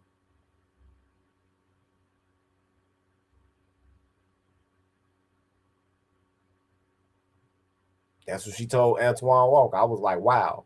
The next girl I was dealing with, I was walking with her and her sister, and that nigga Terrence Newman that played for the Cowboys pulled up in a white Phantom. Because we was up north where you got to park your car real far away from your where you going out at. We was going to one of their friends' Christmas party. And Terrence Newman pulled up like, hey man, you want to walk with that nigga or you want to ride this Phantom with me? And my girl was like, we'll walk, thank you. Now get your lame ass on. And then he was like, you know who I am? And she said, yeah, we know who you are. We watch football. You that nigga that keep getting burnt by Calvin Johnson.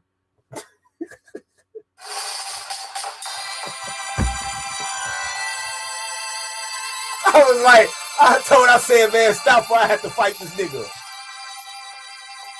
Stop before I have to fight this nigga. Leave this nigga alone, man. And then she said, and you be getting burnt by Chad Johnson too.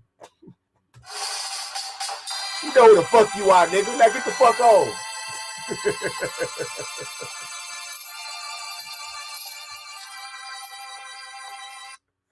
He got it was raining. He got mad. mashing on the gas. The shit was fishtail. He damn near wrecked that motherfucker. I was like, hey, man, hey, that's the risk you take, man, when you be talking to some of these women, man. So the next time you think that your girl's on lock, I got the keys to the castle, mother. Penis pumps. A far cry from what it was, and to be honest, it's the biggest display of insecurity I've ever seen.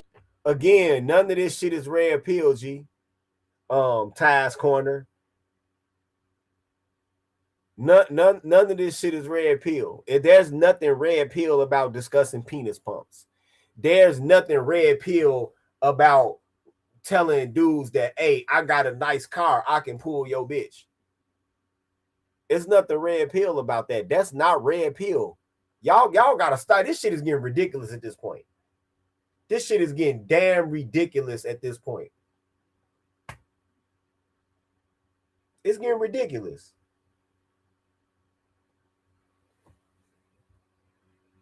And you know what? This nigga might be a tether. Maybe I should have used my motherfucking UN Rice background for this nigga. On or off the fucking internet.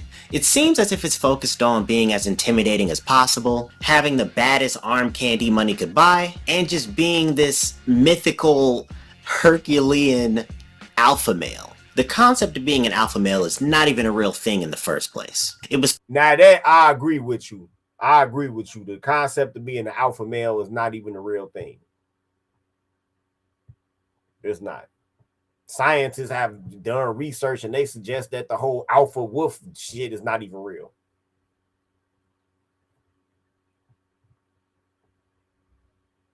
No man is a perfect man. No man is the ultimate man. It's some shit that some of us is way better at than others. So what is an alpha male really? It's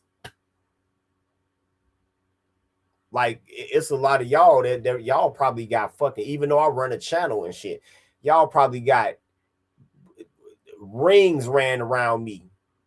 Besides Tech Boy, of course, rings ran around me when it comes to computers.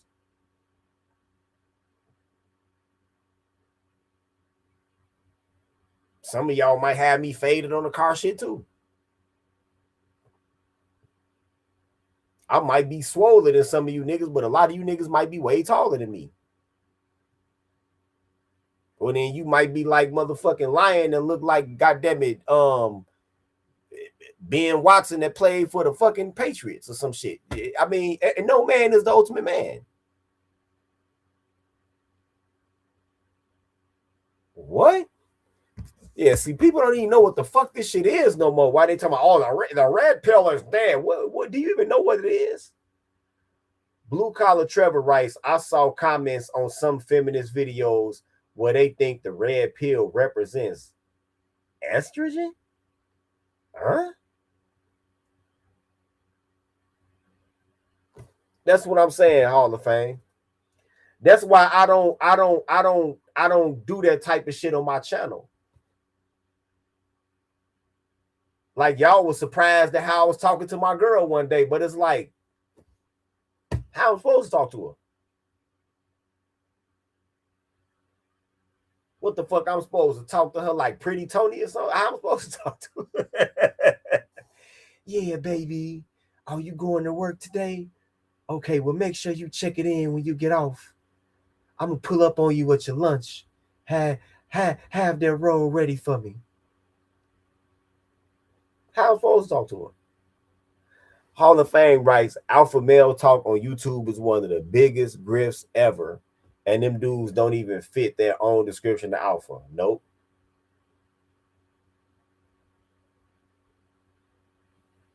And that's another thing with a lot of these dating coaches is it's all hypothetical shit. Most of the shit that these dating coaches are saying to you, most of the shit that these dating coaches are saying to you is science fiction / fantasy. And like I said, even some of the dating coaches y'all like that mode one shit that Alan Roger Curry, God made a most high rest his soul. But that, you know what? I like the guy. That's why When I did that video about him, I was very merciful. I could have destroyed that man's career. I could. Do y'all? Let me tell y'all something.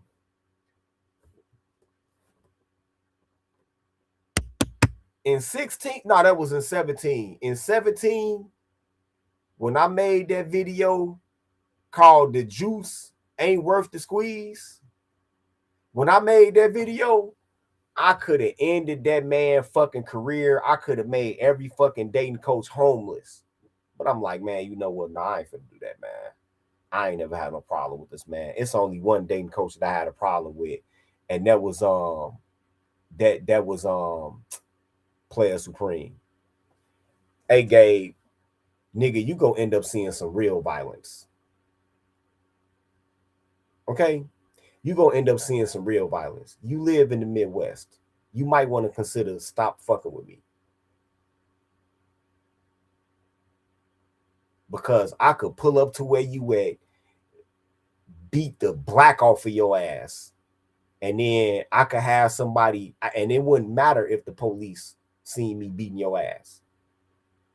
I could beat your motherfucking black monkey Nigerian ass, and then I can show them all of the hundreds of screenshots of you fucking with me on my videos, and they'd be like, "Damn, this is harassment." I'm not no police ass nigga. I'm not finna run to the police on you or nothing. That ain't how I get out. I ain't got time for that shit. But why don't you just consider not fucking with me? Because I'm not fucking with you. I could see if I kept doing roasts and all of that shit. I'm not fucking with you. But you talking about violence. You getting there. You getting there. You getting there. You getting there. Okay. So when I beat your ass and I have a cameraman recording that shit, don't be trying to flag that shit, because you see what you saying right here. Now, you said yourself a couple years ago, you said you're I'm not muscular. I'm not trying to fight you. That's what you said. So why go back the other way now? That's what you yourself said. You said that you is not physically trying to fuck with me.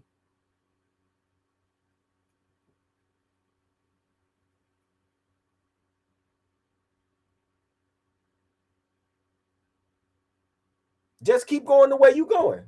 What do you need to do to get all the way there? Just keep going the way you going. Just keep going the way you going.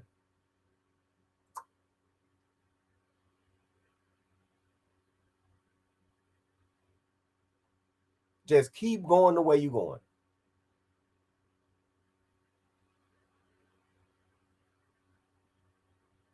That's all. That's all you got to do. Have a nice day, though. Have a nice day. But yeah, them dating coaches and shit,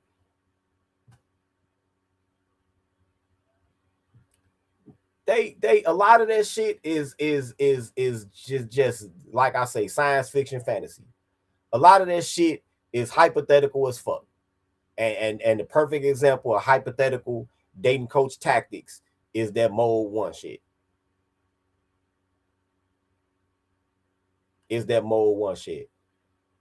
See, Gabe, I'm not fragile, but to my understanding, and I understand everybody is not like me. I get that. Like right now, you don't even have me angry right now. I'm just telling you.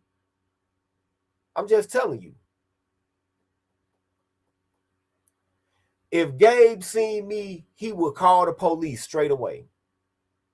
Now, Ron, I said now, if I lost a couple of digits, now Ron Wills, yes, I greatly respect him and his work. Ron Wills, yes.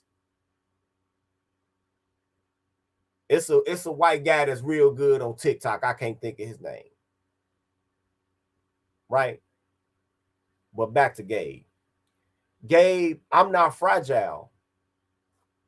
See, this is what females do.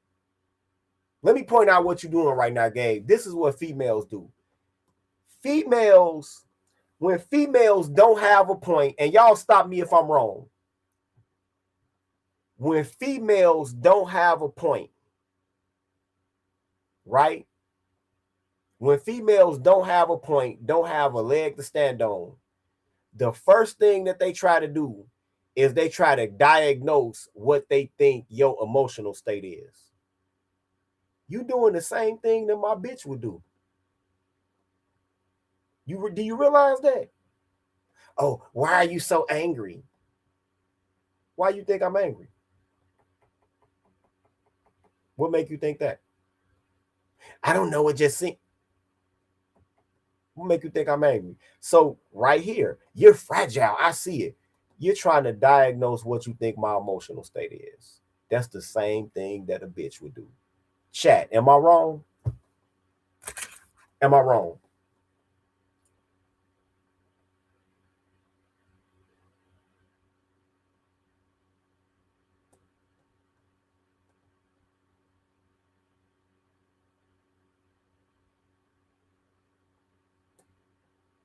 Am I wrong?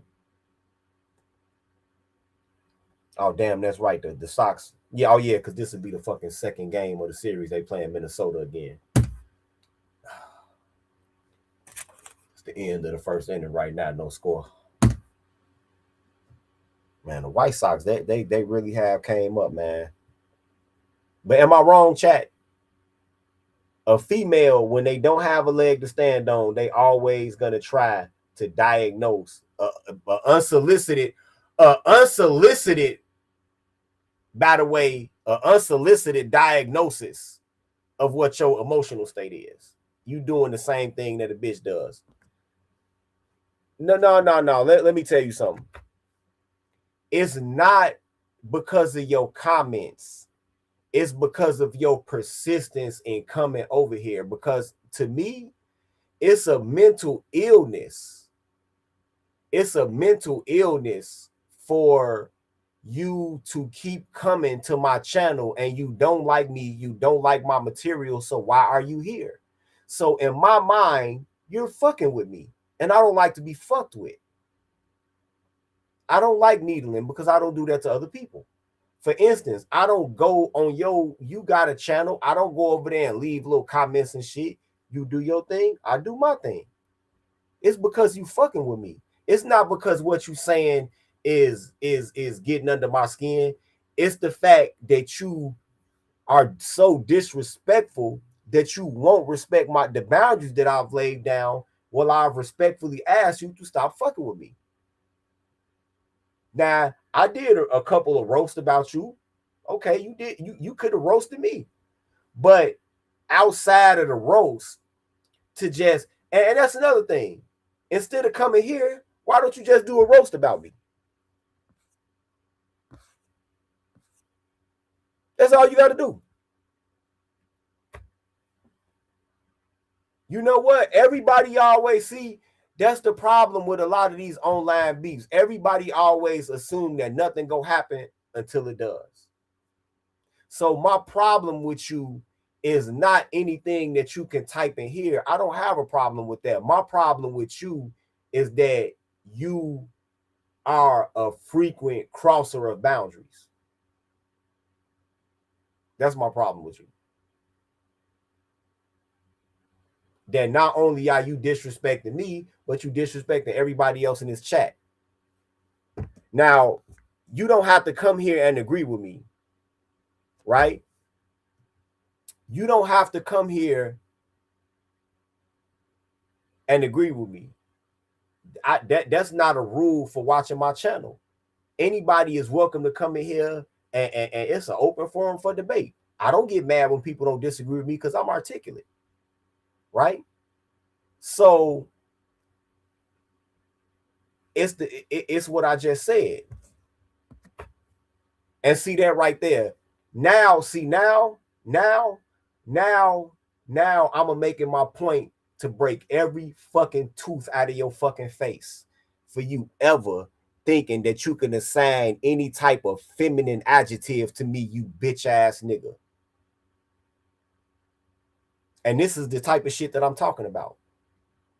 But like I said, everybody thinks that nothing will happen until it does. Everybody enjoys the anonymity of this keyboard until that nigga that you was talking shit to you is standing right there in front of you.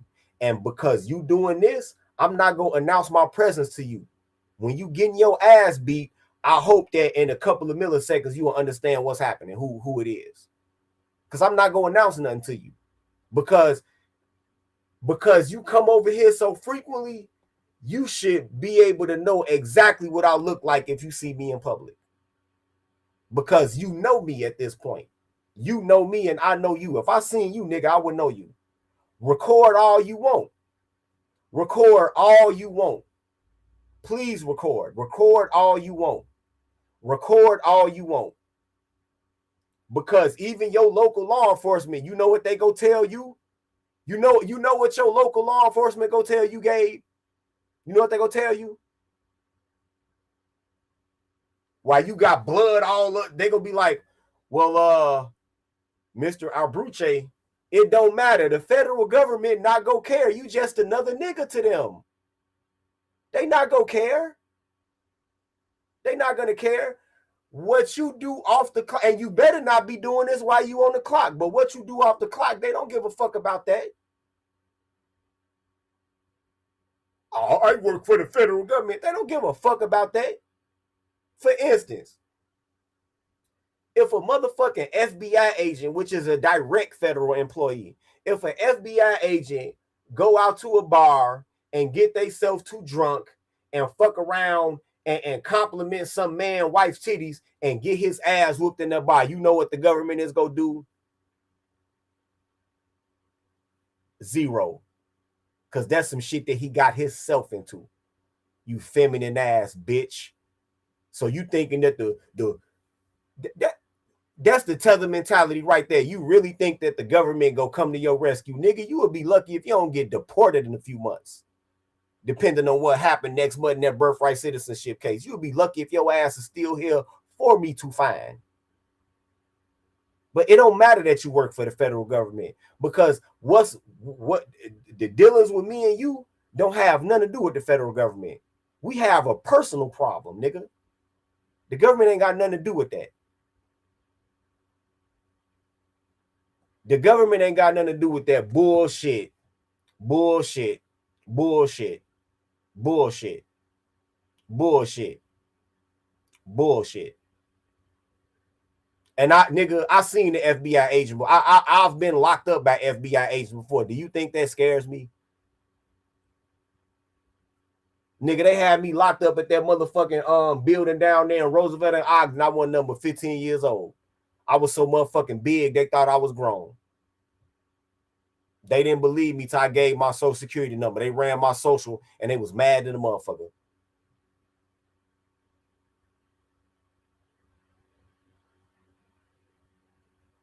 I didn't say I was going to blow up a post office. I just said I will beat your ass.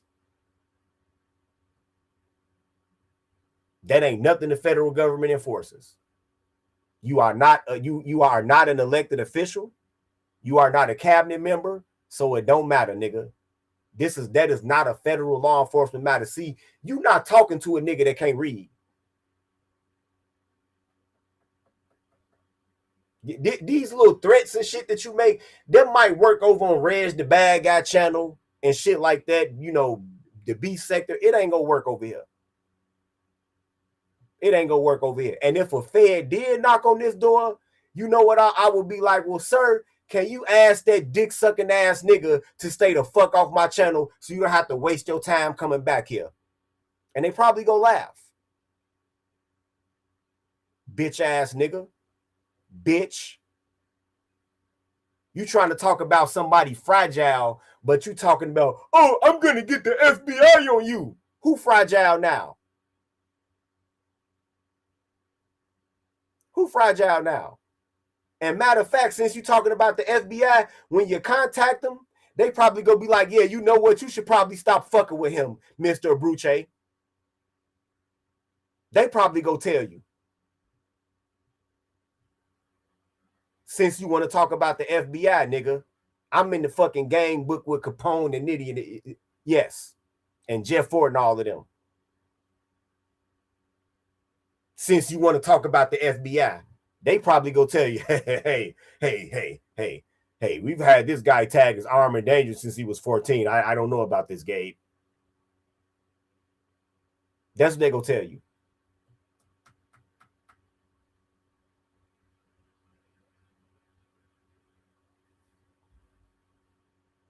Behind my name say enforcer, nigga. I'm just saying.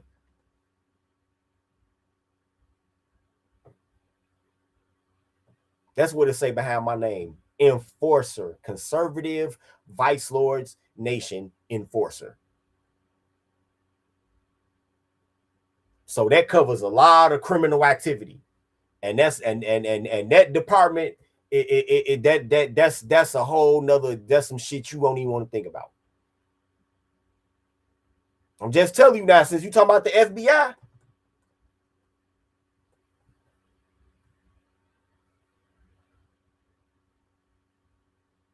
You the one who brought the FBI up. But go ahead, send him here.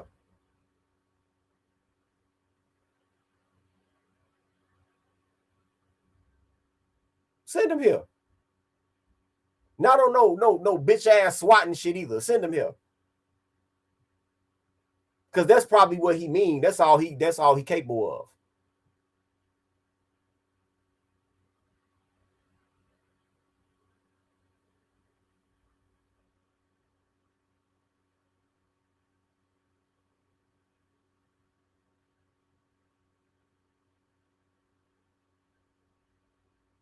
Goofball ass nigga.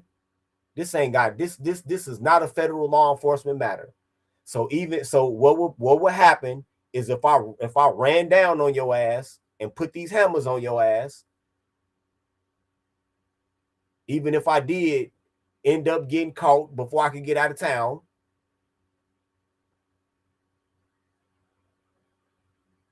when I communicate your long-standing pattern of harassment, your own local law enforcement is gonna say, well, hey, you know, man, don't you think you should have left this online shit alone? I mean, if you got your job and you do what you do, and this guy, if that's what this guy does for a living, I mean, what did you think was gonna happen? That's what they gonna tell you. You know why? Because police don't like paperwork. They don't like paperwork. Even though they do the write-up because your bitch ass called the police, at the end of the day, they don't like paperwork. So they're going to be like, you know, maybe you want to leave this guy the fuck alone because they don't want to have to do it again.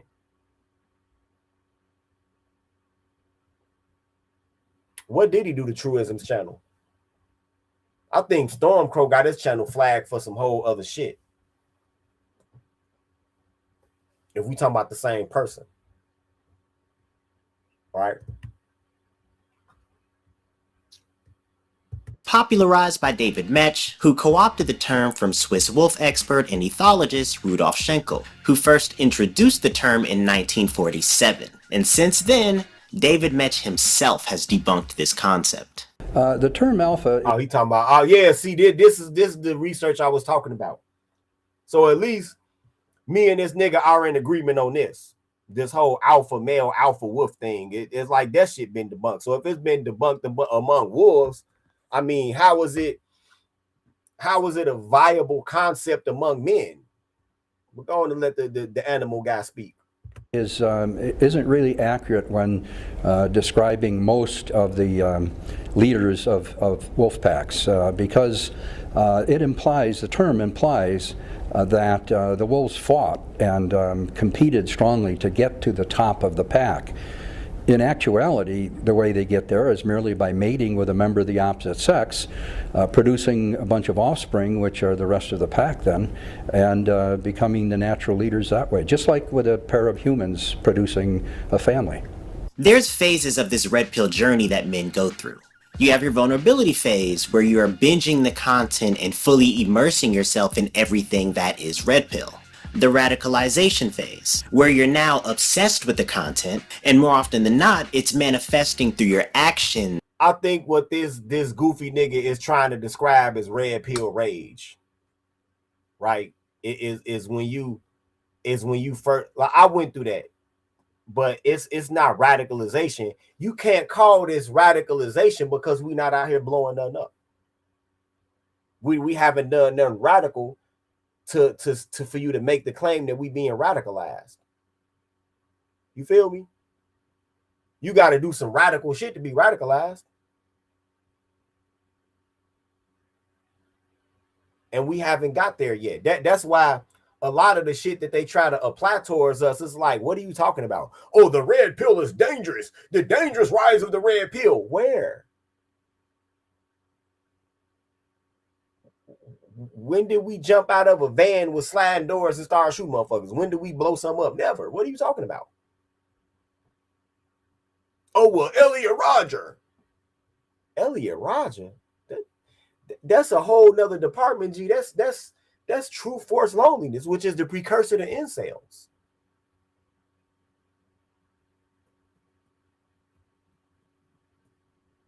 Yeah, I remember. Yeah, Shaka Rice. I remember I came up with Blue Pill Rage 10 years ago. Yeah, like what radicalization? Brown Solomon, he just doing that same. That people see right through that shit at this point. Brown Solomon writes, I peeped how he said that he's trying to make us seem like terrorists. See, it's their own accusations and their own propaganda that makes their current propaganda not work. Remember when we first came around, we was all neck beards with dingy t-shirts and tank tops on in our mother's basement. Remember that?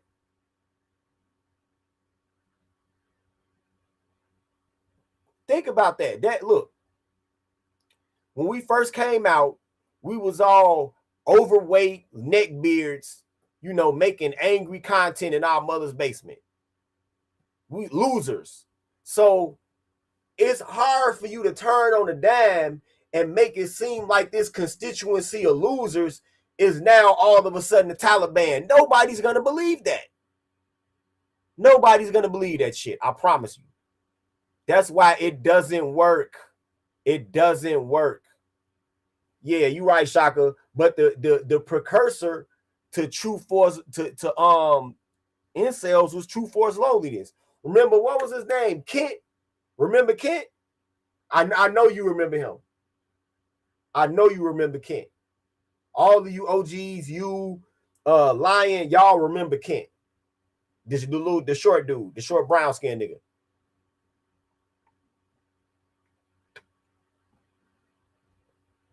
Y'all remember Kent. That's who started True Force Loneliness. You know what? Let me tell you something, Trevor. Trevor writes, Elliot Rodger is low-hanging fruit for commentators like this to use. I concede that. You know what? And I want y'all to do it. If y'all ever have personal discussions about this shit, concede them Elliot Rodgers. Concede Elliot Rodgers to them. Wait a minute. Let me find. It's another name. I always forget this dude's name, man. The man who shot up True Force Loneliness.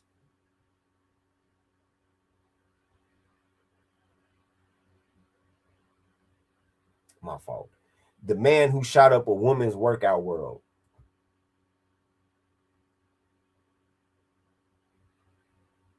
Yeah, George Sidini. LA Fitness. No. Okay, that is him.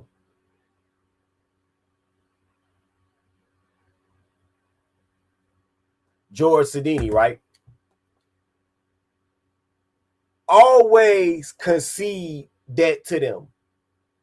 Because I don't even, if I'm talking to somebody, a regular civilian about this shit, and they start talking about Elliot Rodger, I'm not even going to try to argue with them the difference between incels and us.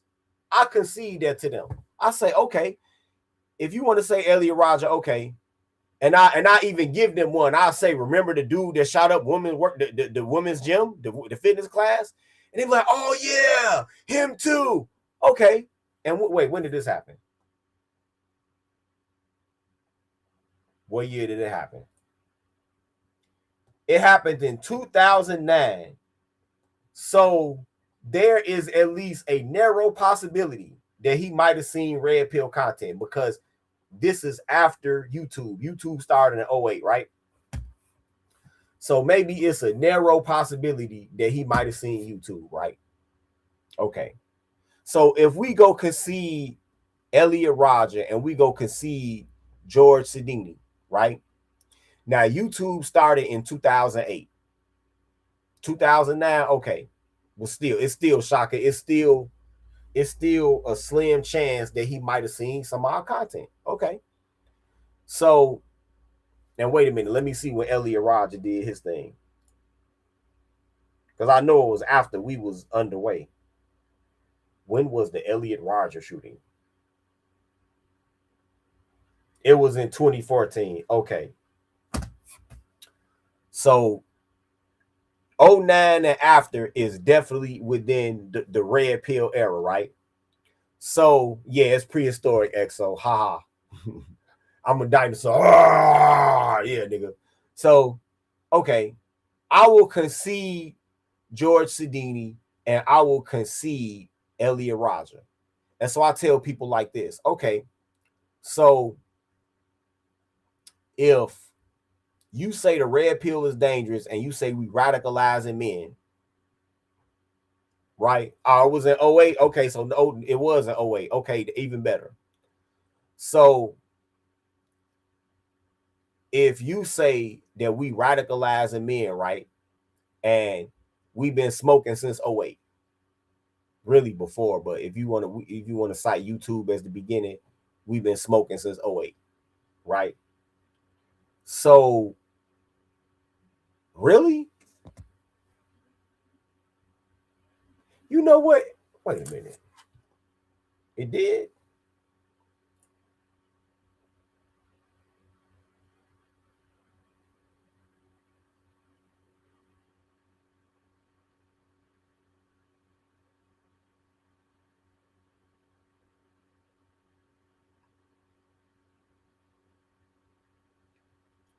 Okay.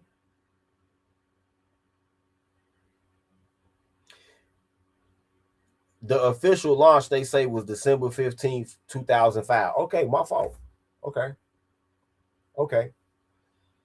You know what? Yeah, I do remember material. I do. Because I remember seeing some of the shit on the inside when the guards I have they fucking computers and shit. Yeah.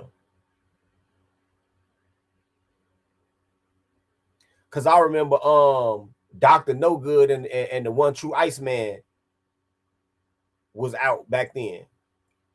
I think One True Iceman had a website out before YouTube. Yeah. Okay. 05. That's even better.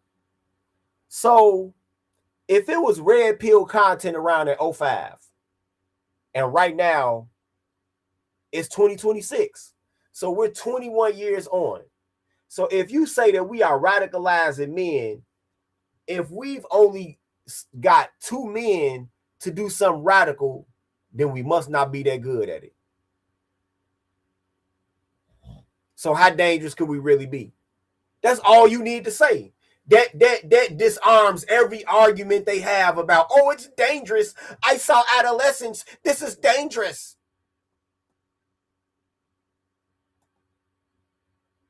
Since 2005. And so far, we had 2. Elliot Rodger and George Sidini. Remember, y'all concede them. Don't sit there and argue. Concede them niggas. Concede both of them dudes.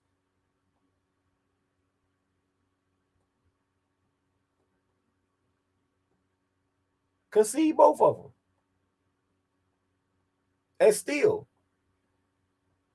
So, and remember, these videos can easily get translated to another language.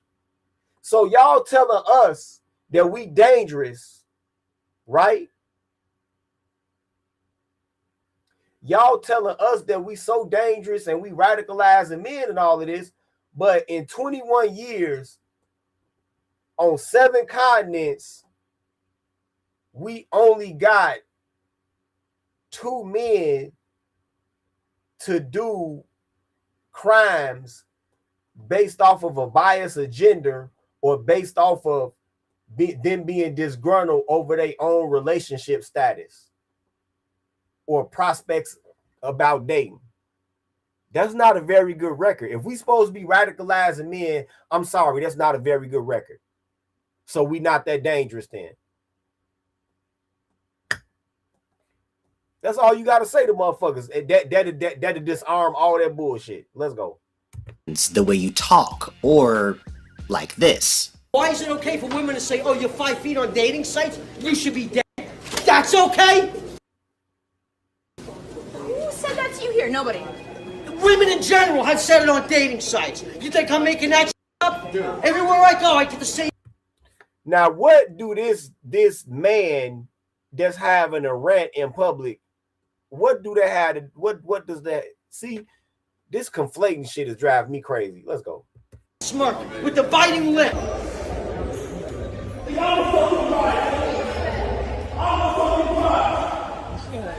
Y'all like bodybuilders? Bodybuilders? Yeah. I like skinny, scrawny guys. How about multimillionaires? How about ages and thick? How about talented? How about loving and respectful? And I run a 6-minute mile. My testimony, I'm nothing but pure, and I ask you if you want to be in the YouTube channel. And you like scrawny. In the last phase of the red pill journey. Now see, that swole dude, let me go back to this. Let me diagnose what the problem is right here. Let me diagnose this guy's problem. Right? That's up. Everywhere I go, I get the same. Yeah, random man crashing out in what is he, in a restaurant? They look like a buffet. Yeah, I guess that's never mind. We got thousands of hours of women in their car crying and beating on the dashboard about what men did to them or didn't do.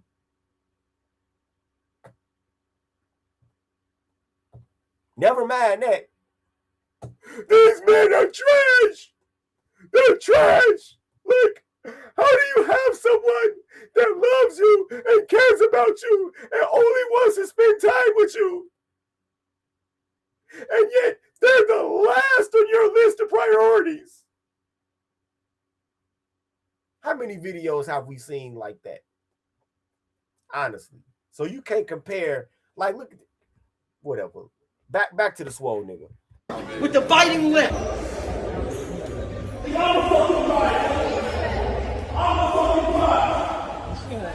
Y'all like bodybuilders? This guy right here.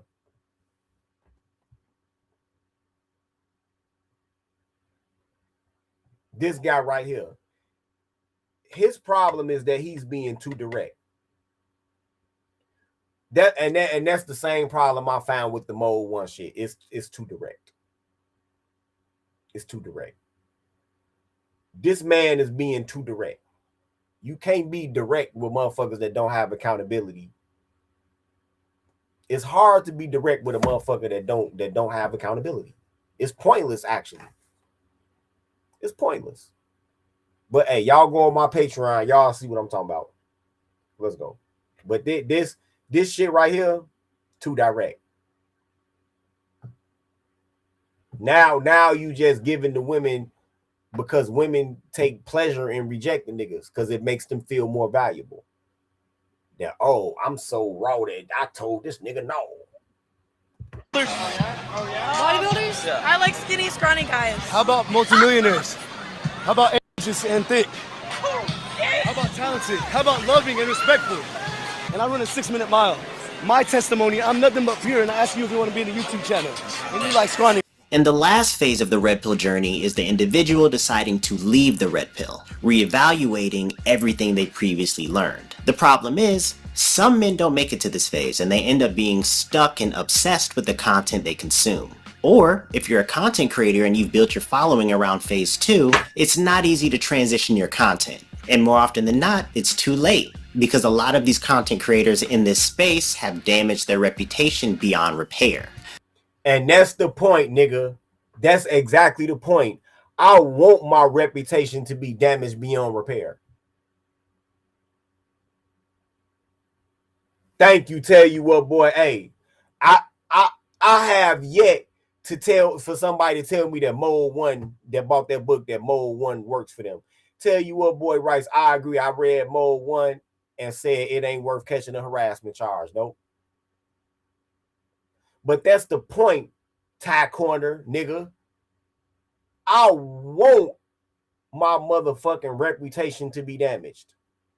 Oh, that's that guy. I want that. Because if you try to segue your content into something else, you know what you are? You're a fucking grifter. That's what you are. And I'm not a goddamn grifter. So that's why the fuck I am hardcore Tito.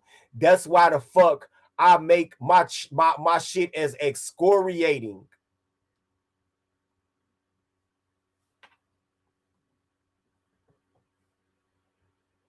As excoriating as possible, so I don't leave any room for nuance or wiggle room for me to try to reverse myself. That's exactly why I do everything the way that I do it, and that's why my name is what my name is. That's exactly why. So in polite society, I want my motherfucking reputation to be damaged beyond repair. Excluding the obvious. I want it to be. I don't want to leave. I don't trust myself. Anybody who does, anybody who trusts themselves with clout, with leadership, with directing other people, with controlling money, is lying to themselves. You're lying to yourself. And I don't like lying to myself. And I definitely don't like lying to y'all. That's the whole motherfucking point, goofy ass nigga. That's the whole point. That's the whole fucking point.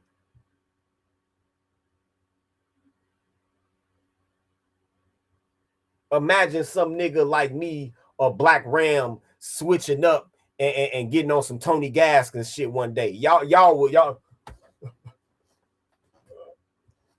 Oh, Elizabeth, I'm coming to join you.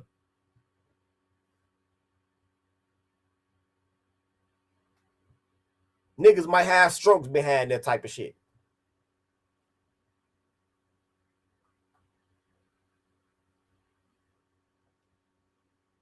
I might start my motherfucking truck up and the shit blow up like on Casino behind that shit. That's exactly the point, nigga. In polite society, to damage your motherfucking reputation beyond repair.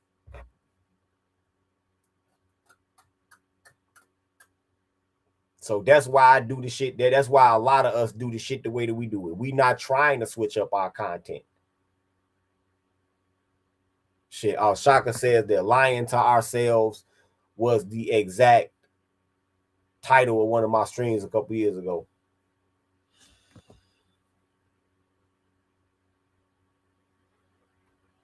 That's why I do shit the way that I do it though. So never could y'all see me on some Derek Jackson shit. It wouldn't work.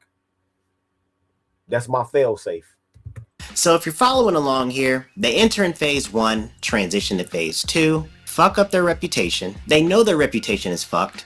So now the only thing they have left to do is grift and sell you a course about how to be an alpha male.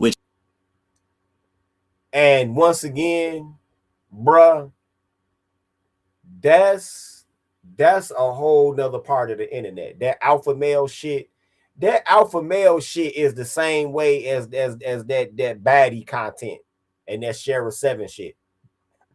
Y'all realize that shit? That alpha male shit, all that is the flip side, the reverse of the coin of that Sheriff 7 type shit. That soft life material girl shit. That's all alpha male content is. And on either side, none of that has to do with situational awareness. So this is again why this is why we don't understand we understand, because you grift. You're the one that's grifting. You're the one that's a Breadtuber. You're the one that's surfing the algorithm. But nigga, this shit that you got on here is not red pill. Which prevents them from entering phase 3. Because once phase 3 starts, the following might leave, the views might drop, and now you're putting fries in the bag, which, according to alpha male and red pill ideology, is not so alpha. So unless you rebrand yourself, you're now stuck in this cycle of cosplaying Vince McMahon. There's a lot of reasons why. Well, wait a minute. Now, because I don't watch that type of alpha male content, I don't watch that type of shit. So I didn't know that they had I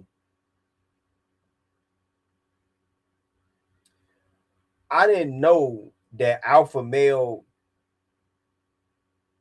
content creators had like a specific list of occupations that if you do this occupation, that's not alpha. I never knew that. That's new on me. Oh, well, so according to all of the alpha male gurus, you like, so okay, I don't know. Y'all got to explain this shit to me. Exactly right, no news. Exactly right.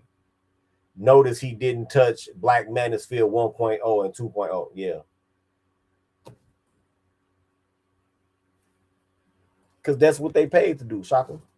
That's what they paid to do. That's what being a Breadtuber is. That's why I call this video Slow Class Breadtuber. Because this nigga is so motherfucking rudimentary.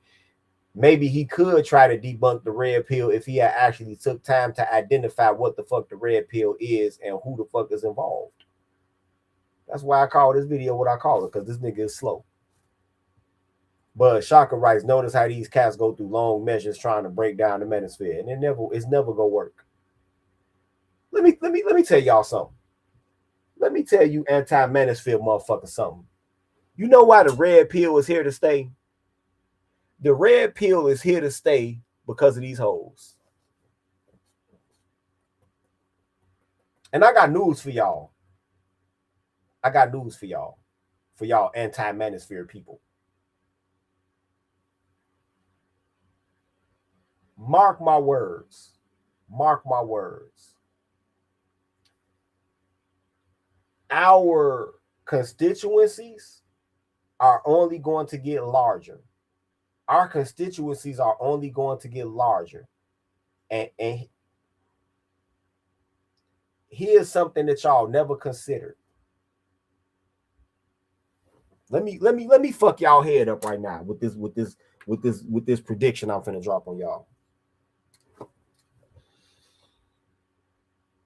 Our constituencies are only going to get larger.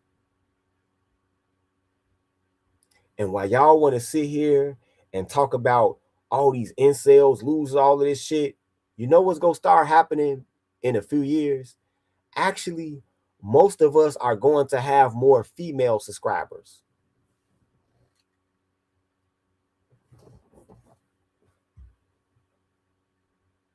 We're going to have more female subscribers.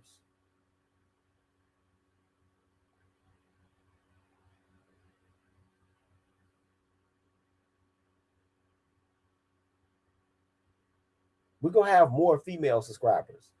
We're going to have a bunch of Generation Alpha and younger Gen Z women that's completely disaffected with feminism.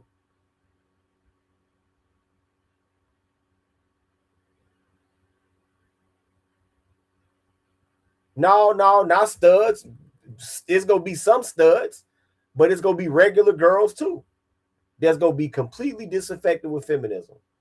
They're going to be like, I can't believe I can't believe I got took in by this bullshit. None of it even makes sense. Watch. And let me tell y'all how it's going to happen.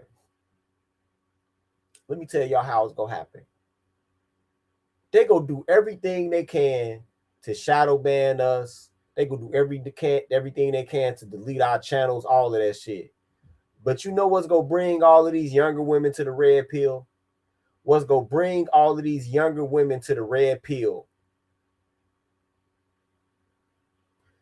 What's going to bring all these younger women to the red pill is when they remember their own life. You already got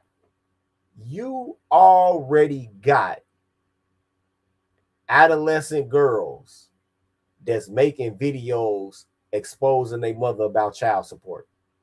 I saw a video the other day where where it was a woman that was sitting in the hospital.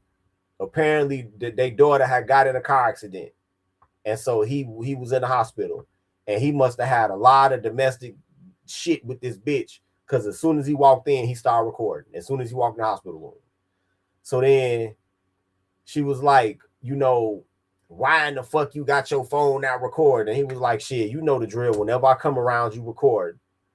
And then she was like, hi, since this bitch ass nigga recording, all he go do is stand there with his phone and record. And before long, he go start bitching about child support because he a hoe ass bitch. All he doing is paying child support for one kid, and his broke ass complaining about that, just like the rest of these broke ass dusties. That's what she said.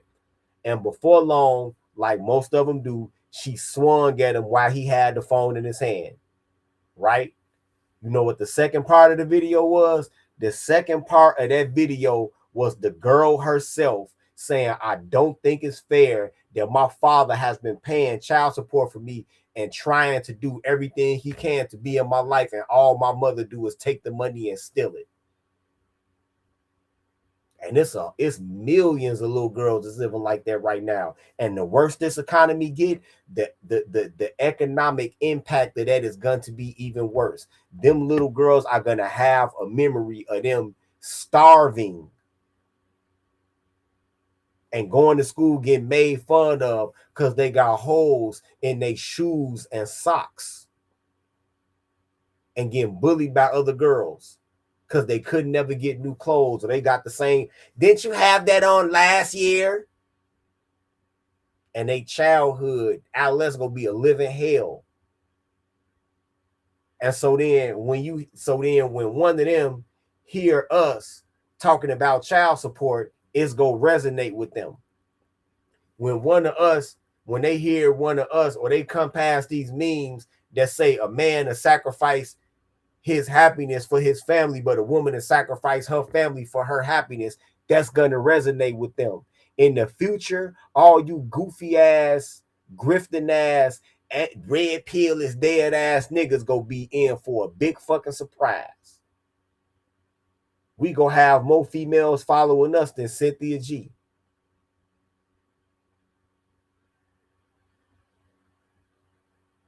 And all of the girls that used to be ex sex workers and strippers and shit, that's gonna get in their 30s and realize how these old bitches set them up for failure. They gonna be watching us too. Yeah, mama spent money on weave instead of winter coat. You out there in February with a motherfucking windbreaker on. Girl, you got a jacket. Put your hoodie on under that. Yeah. Yep. That's who gonna be subscribed to us.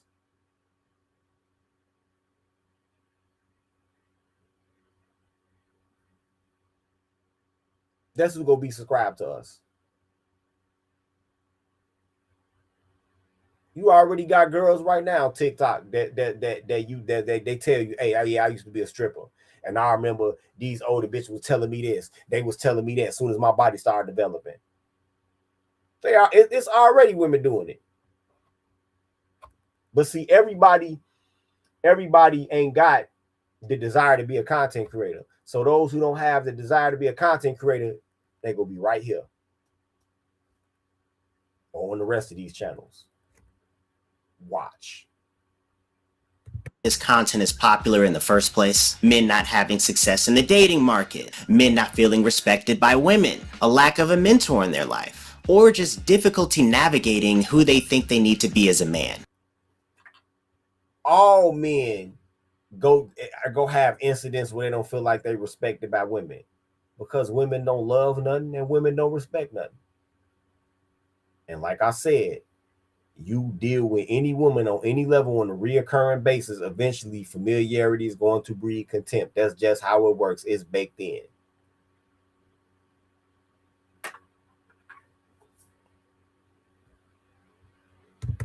For some men, it's just simple as they're just scared of rejection. Or they've internalized how other men have been rejected. I am married now, but I thank God there was no cameras when I was shooting my shots, bro, because I have air ball. But that leads them to say things like, a woman will never love you for you, or the average man doesn't have a chance. You married now? This nigga just said he married? That's a miracle. With that voice. And I thought my shit was high pitched. With that voice, I don't know how that nigga must got a lot of bread. If he say he married, he must got a lot of bread. It's a catch to that shit somewhere. Either that nigga working with a ruler pause, he got a lot of bread, or she got a lot of bread. It's a catch to it somewhere. Because with that voice,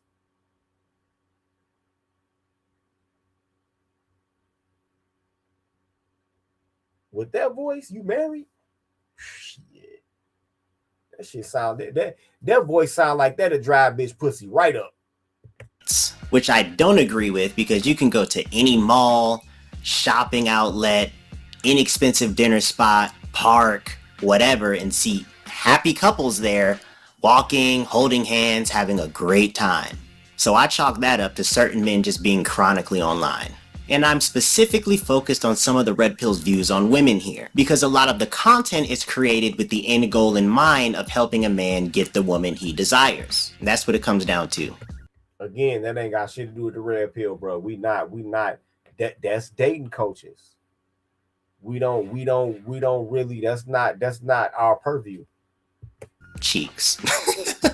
Just cheeks. And it does this by putting men on a path to be high value. And on top of that, unfortunately, a lot of men tie their self-worth to the quality of woman that they could attract, or lack thereof.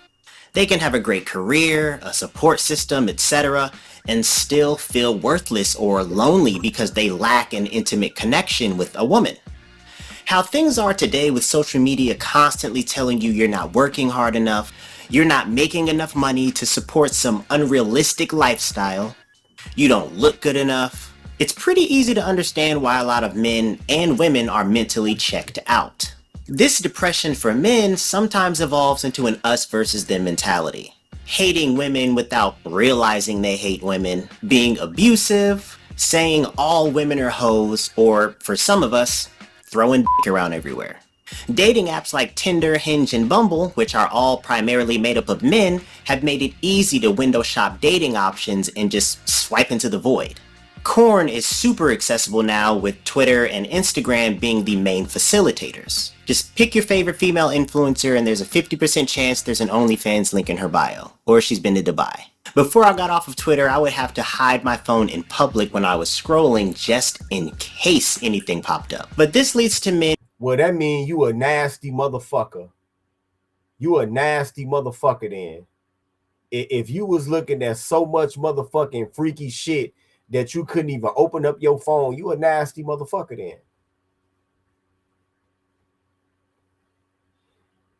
And you trying to talk about us?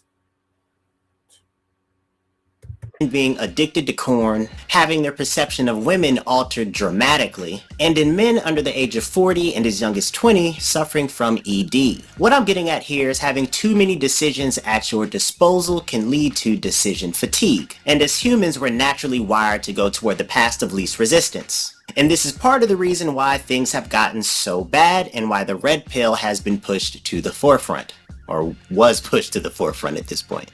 And in my opinion, it's created this open gender war between both sides, with some women saying, men ain't shit. Men need to be providers. My money is my money and his money is our money. To men saying, women need to be more traditional. Women need to quit begging. They need to cook, clean, slop, top, drop, open up shop. You get the idea. Some men said, fuck it, I'ma just go overseas. Which, that's just sex tourism. And no, it's not. That's not sex tourism.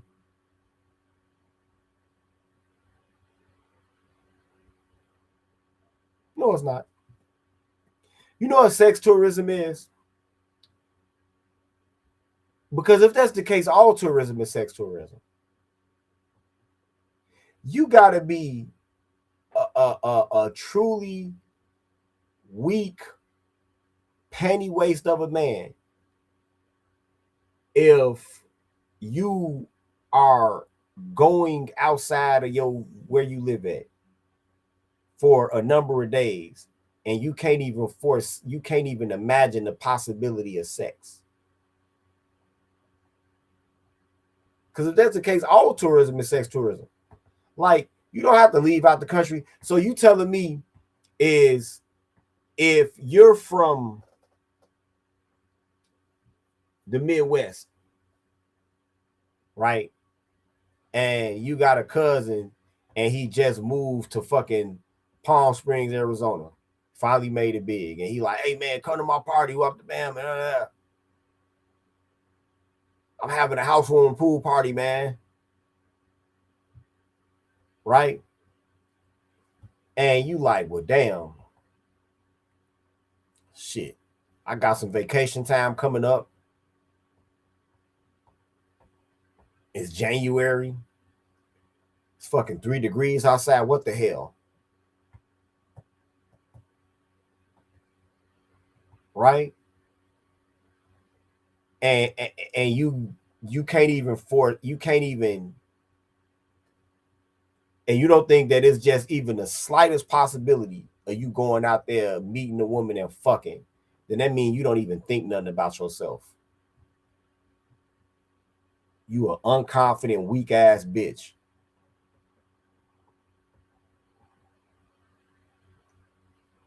And that's assuming that you're not in a relationship with a woman, or either woman might want to go with you, whatever. I'm talking about if you unattached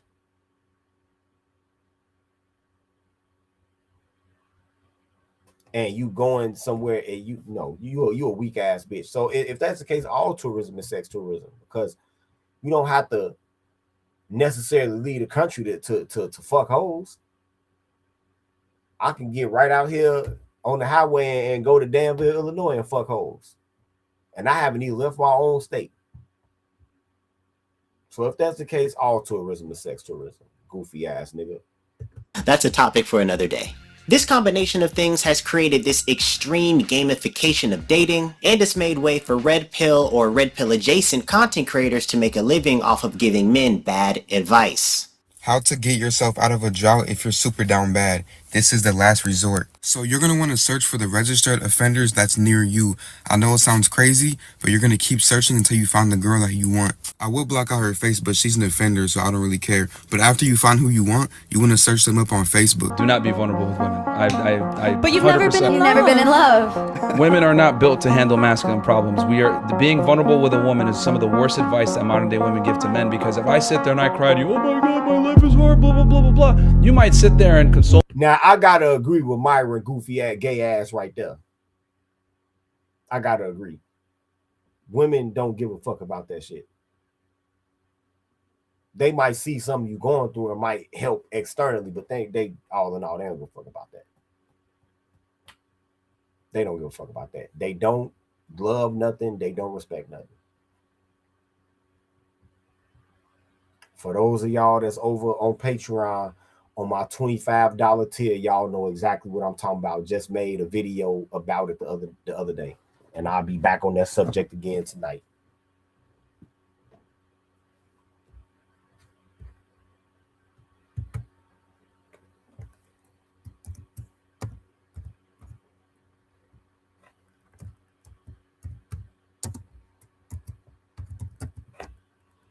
That's the name of my Patreon. I renamed the Hardcore Tito so it'll be easy to find.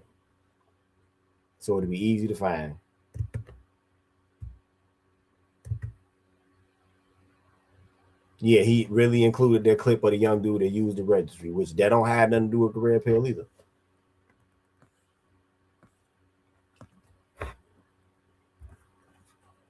But y'all want to hear some real shit?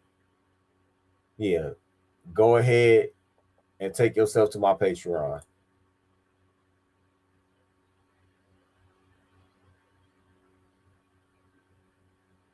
And jump on that tier. You'll see exactly what I'm talking about.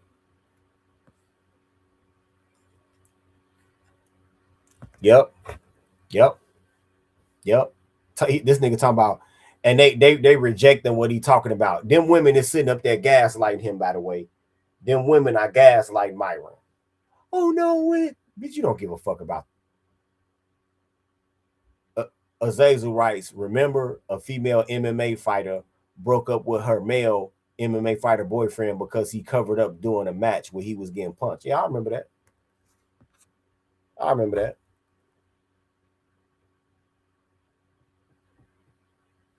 I remember that.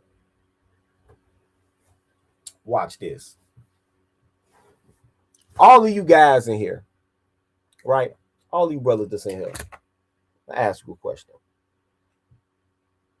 Because I know somebody will, oh, you're an incel. You telling them not to be vulnerable to women. You hate women.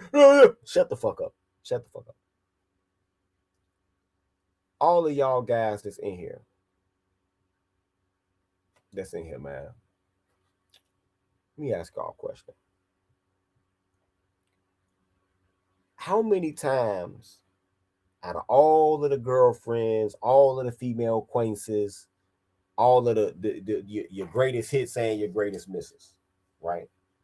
The women that got away, even every female that you was trying to get at and got past the first conversation with, right? How many of y'all have ever had a woman ask y'all what you wanted to be when you was a boy?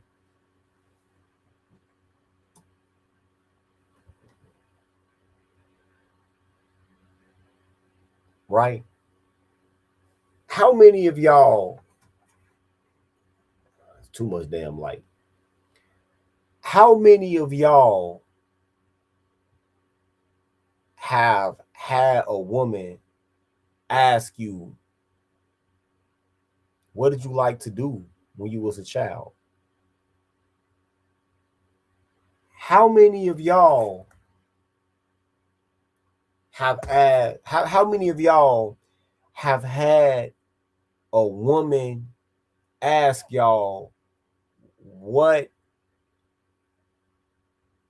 events or conditions in your adolescence do you think shaped you into the man you are today? How many of y'all had a woman ask y'all any of them questions, let alone all of them?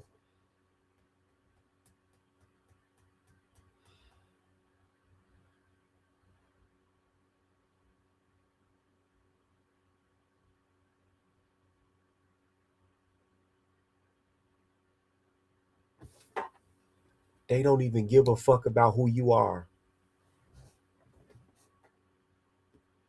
They don't even give a fuck about who you are. So there's your whole question about vulnerability right there.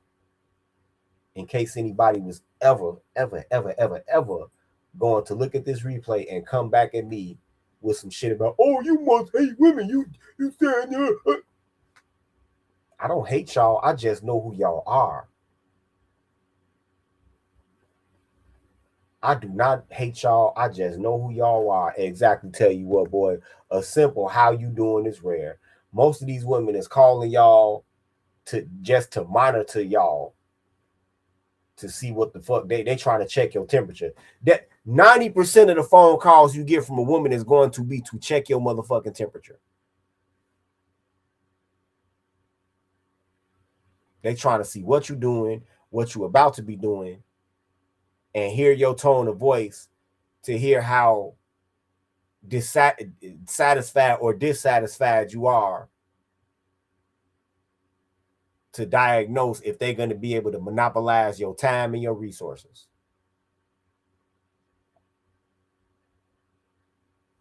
It is what it is.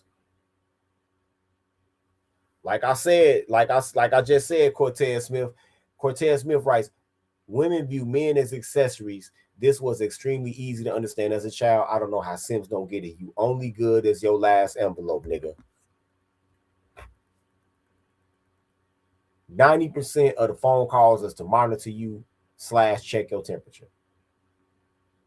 Some of the phone calls is to solicit emotional labor out of you. Let me tell you what this bitch in my job just did.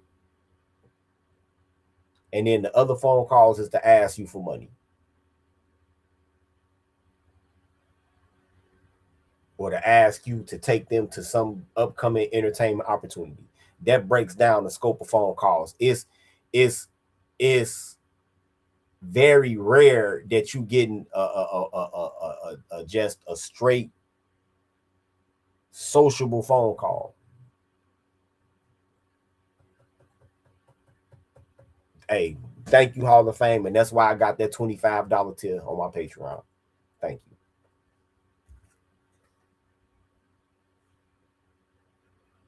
Oh, and tell you what, boy, thanks for checking in, man. At that tier.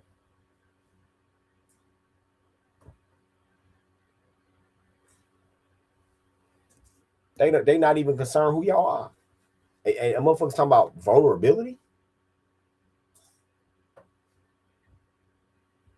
Hold me for a bit, but deep down you're like, you fucking bitch. A woman's biggest weakness, the key thing in any... Wait, women hate vulnerability so bad that they don't even like when you talk to them about shit that they doing wrong.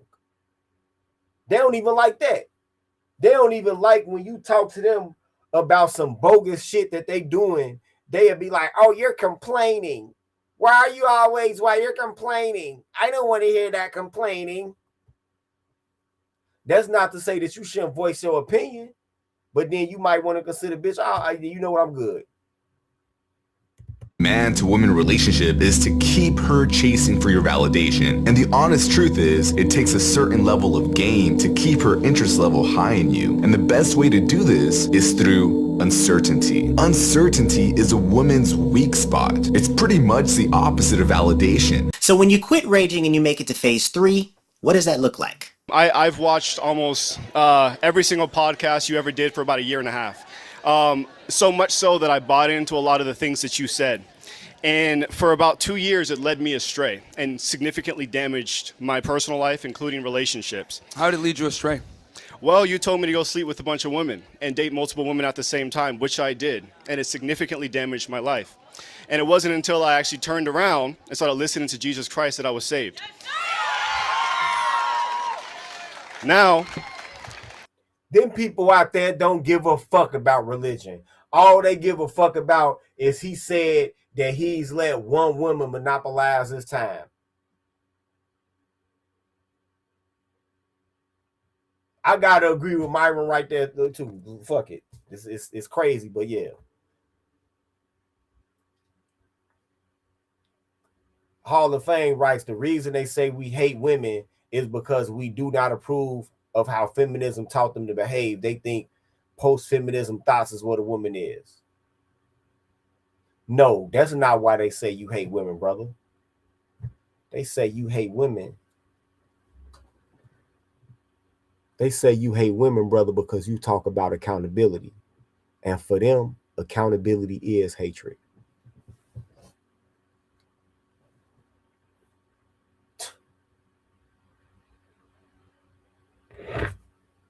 Let me tell you something. 90% of their mental energy every day is devoted to ducking accountability, and that don't matter what age they are. 90% of their mental energy is devoted to ducking accountability. It is. It's devoted to that shit.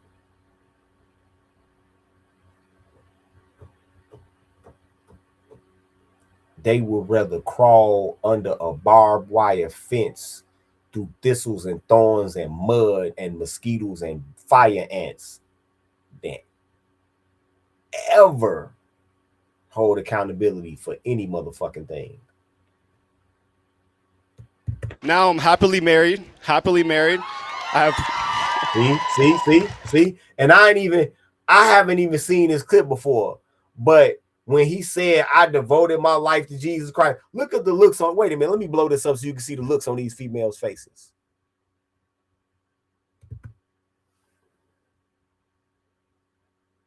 Look at the looks on their face.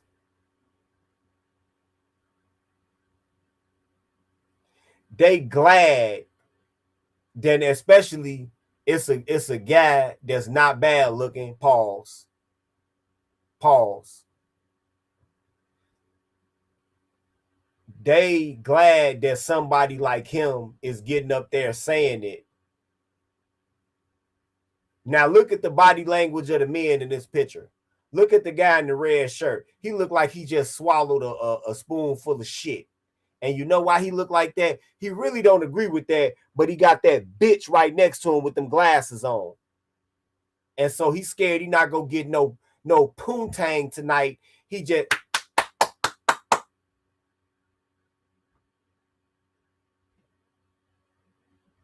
right?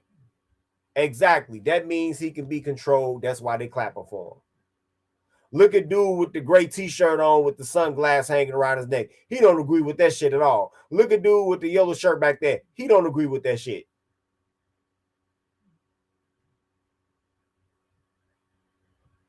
They don't agree with that shit. But you see all of these hoes, even the ugly ones, clapping because they are glad that it's still the preferred way of life, the prescribed way of life in this country to become a beast of burden. And they hoping that they can have a very own donkey one day.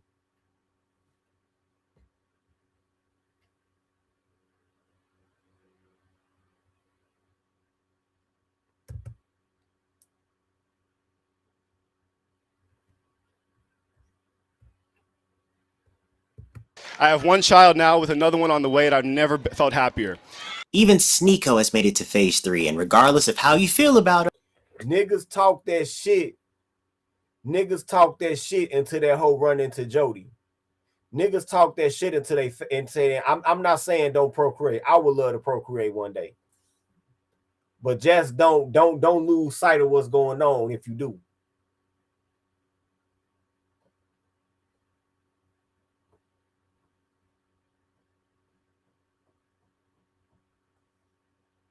Don't ever lose sight of what's going on if you do. Understand that even in the middle of that, they can just leave. Understand that. And never forget you only as good as your last envelope. He's right here. He's absolutely right. Ultimately, the biggest mistake being part of the red pill manosphere wasn't really the ideology. The biggest mistake was being around people who first walking into New York City, oh my God, the big city, huh? Get hit by a car, get robbed or mugged. Oh, I'm so drunk and I was the clueless guy. Hey, la la la, la. I was wearing a crop top and short shorts in the subway at 2 a.m. Hey, boys. If I were to ever do an apology video, it would be for being associated with these leeches. You don't need to follow this. Red pill is dead. Follow God. So with and the Puerto Rican nigga is grifting too. He say he all them ad hominems about the red pill without telling you exactly why. Notice that none of these motherfuckers can come up with a cogent line of reasoning as to why it's dead.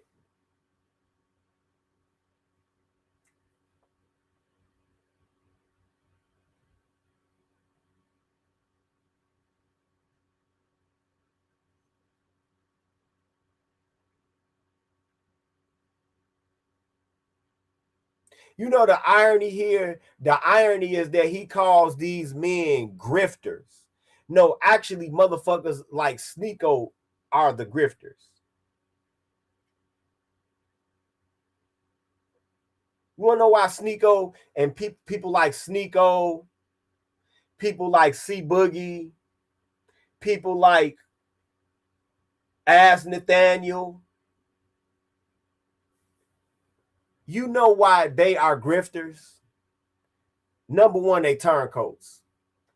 But number two, they understand what money it is to be made and what clout it is to be gained by coming with this narrative about how you rejected the red pill. Those are the grifters, because they segueing into a more popular lane with their material. But us that still burning the midnight oil over here on this side, you can't say that we grifters because we are doing one of the most unpopular genres of video.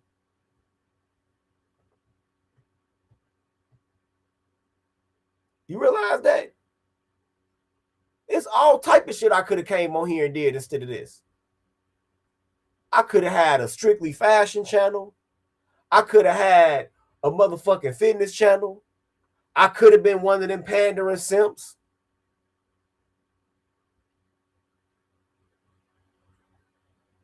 I could have had a fucking sports channel.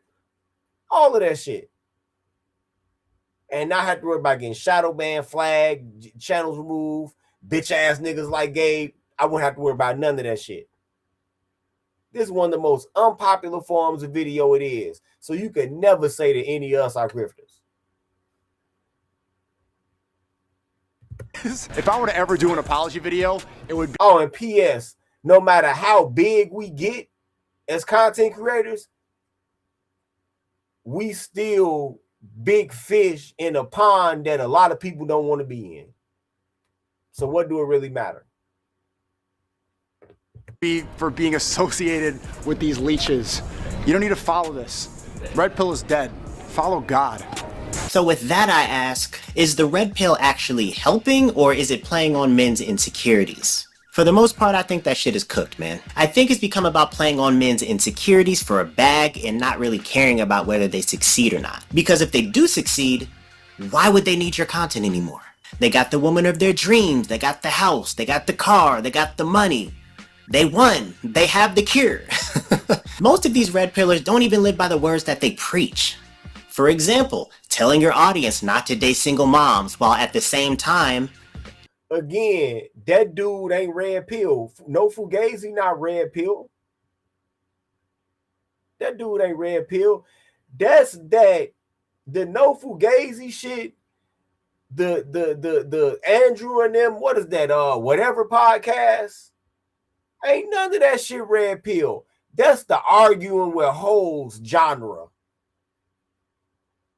That's what that is. All they do is schedule arguments with thoughts. That's what it is. That whole genre is a ripoff of Kevin Samuels. See, when Kevin Samuels used to have hoes on his shit, he had women from all walks of life. Y'all do notice that, right? Kevin Samuels used to have women from all walks of life. He had no, Andrew Tate is not red pill. No, he's one of these alpha gurus. No, Andrew Tate is one of these alpha gurus. He's not red pill. When Kevin Samuels will have women on his call-in show, he had women from all walks of life. He had women that was doctors. He had women that was lawyers, psychologists, fucking school administrators, teachers,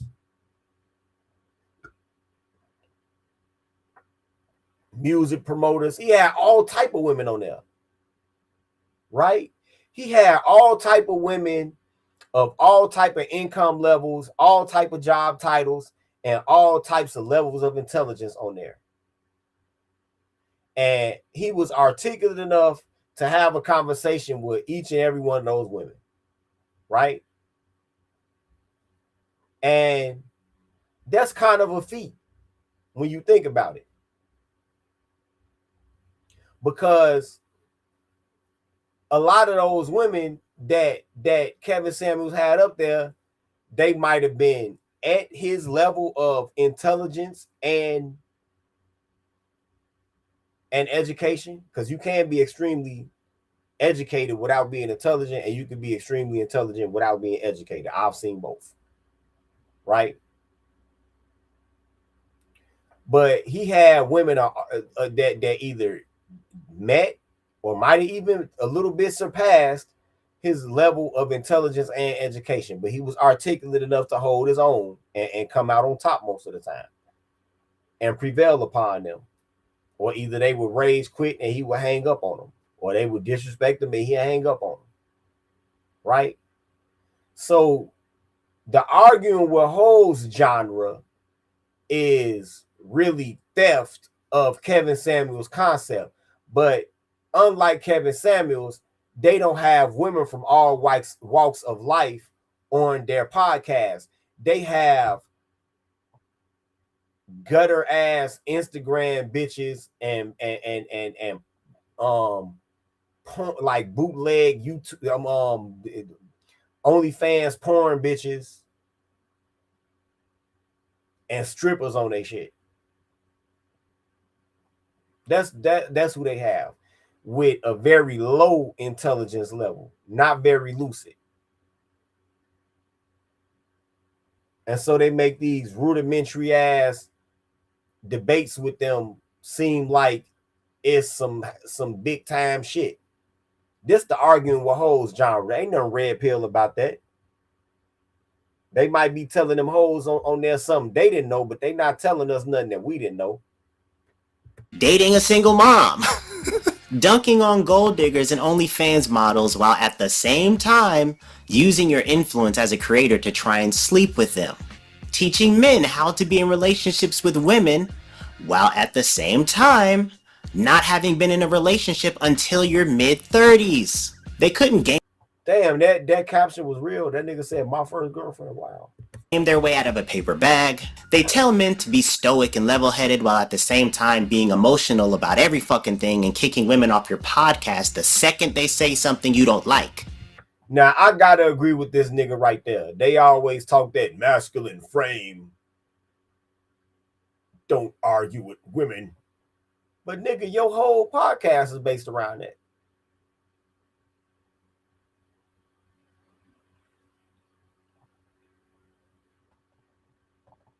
Your whole podcast is based around that. Y'all frequently raise y'all voices at women. So which one is it? I gotta agree with him right here. Let's go. Telling men you want to help them, but then charging them thousands of dollars for a alpha male boot camp. You don't fucking deserve to be here. Fucking quit. You piece of shit. I want to be a better man. I want to be a better husband. I want to be a better father. I want to be a better, you fucking whiny piece of shit. I can go on and on about. I remember I talked about one of them weird ass alpha male boot camps and shit. Again, that's a whole nother part of the internet, nigga. That ain't none of that red pill. Why this shit is trash. I think a lot of this content indirectly or actually directly leads to men relegating women to only being sex objects, something to be conquered, or to just start despising. The women only want to be sex objects, fam. Look at the pictures they take. That's what they want to be. Because when you talk to them about they don't want to go to work, they don't even want to make them themselves nothing to eat. That's what they want to be. Women, or rather women in the West. There's 169 million women in the United States of America.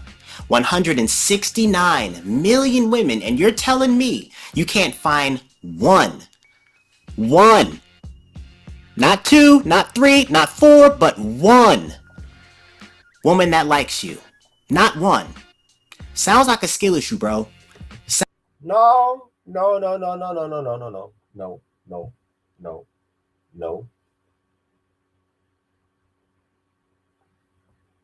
We are in a post-Instagram America, right? We are in a post-scamdemic Instagram influence America, and trust me, bro, they mostly like the same motherfucker. Don't worry, you marry, you'll find out one day. Sounds like you're stuck in ELO hell. Switching servers is not going to make you better at the game. There are a few red pill adjacent content creators that aren't complete douchebags, but they're far and few in between. The bottom line is, content creators stuck in phase 2 and red pill raging to their audience are all trapped in an echo chamber. It reminds me of when Itachi put Kabuto in the Izanami and he was stuck there and had to literally play out the same circumstance until he just figured his fucking life out. They're trapped and they need to figure themselves out internally. And just to clarify, there is nothing wrong with men's improvement content, but all that other shit is not helping men at all. It's the Izanami. They're trapped. probably forever. In my opinion, the best way to navigate into or within a relationship is to talk to people who have been in long-term marriages. I've gotten a lot of great advice from people who've been married for years and even people who've been divorced. You can learn a lot of good things about how to not mess up a relationship talking to them. Sometimes. Find a mentor at church. Talk to your grandparents if they're still with you and if they have the relationship that you desire to have in the future. Did this nigga just say grandparents? Did this nigga just say talk to your grandparents? Oh my God. That's the worst fucking possible advice. That's the worst fucking possible advice. Talk to your grandparents. Let me tell you something, man.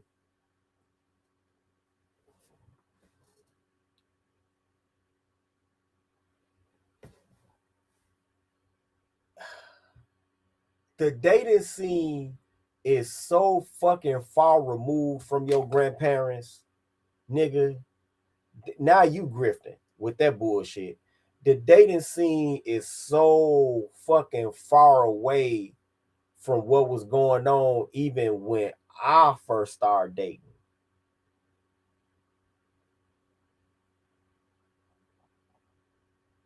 Right? See, society had guardrails on women back then. Ain't no guardrails no more, homie.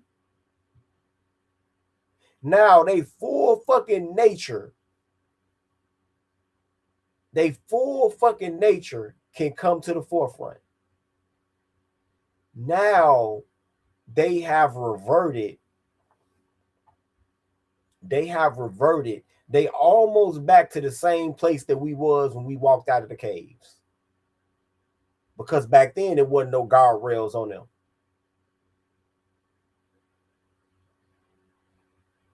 Wasn't no guardrails on them back then.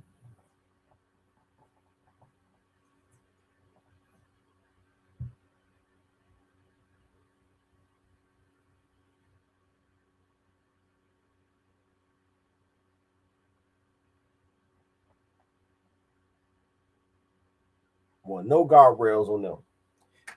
People would say shit like they'll talk about what women couldn't do back then. Women could do shit back then.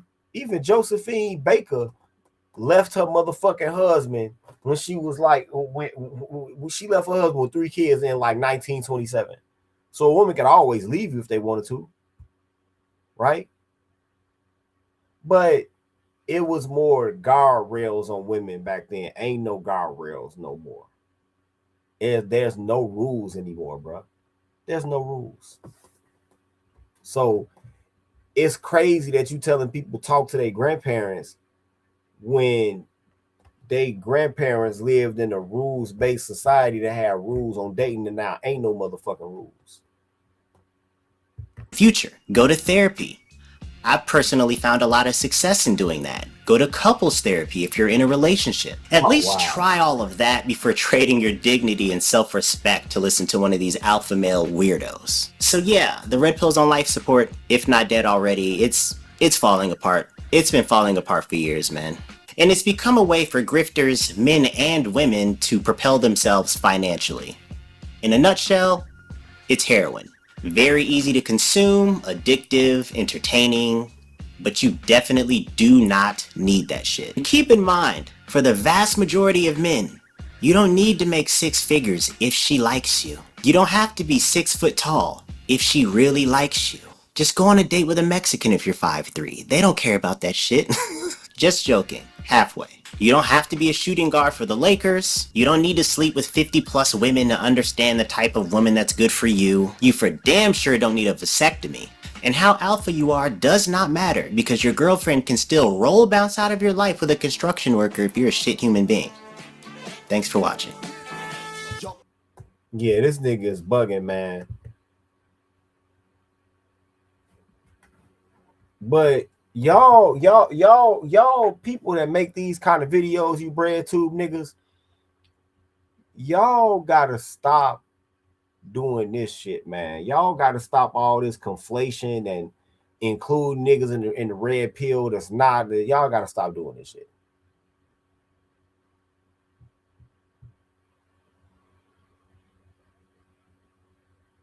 Yep, right about that, Shield.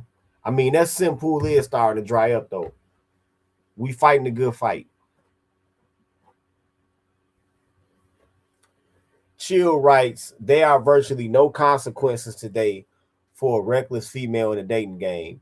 Some simp will always bail her out, even if she got the bug. Yep. There's always a simp that'll take her. Yep. Yep.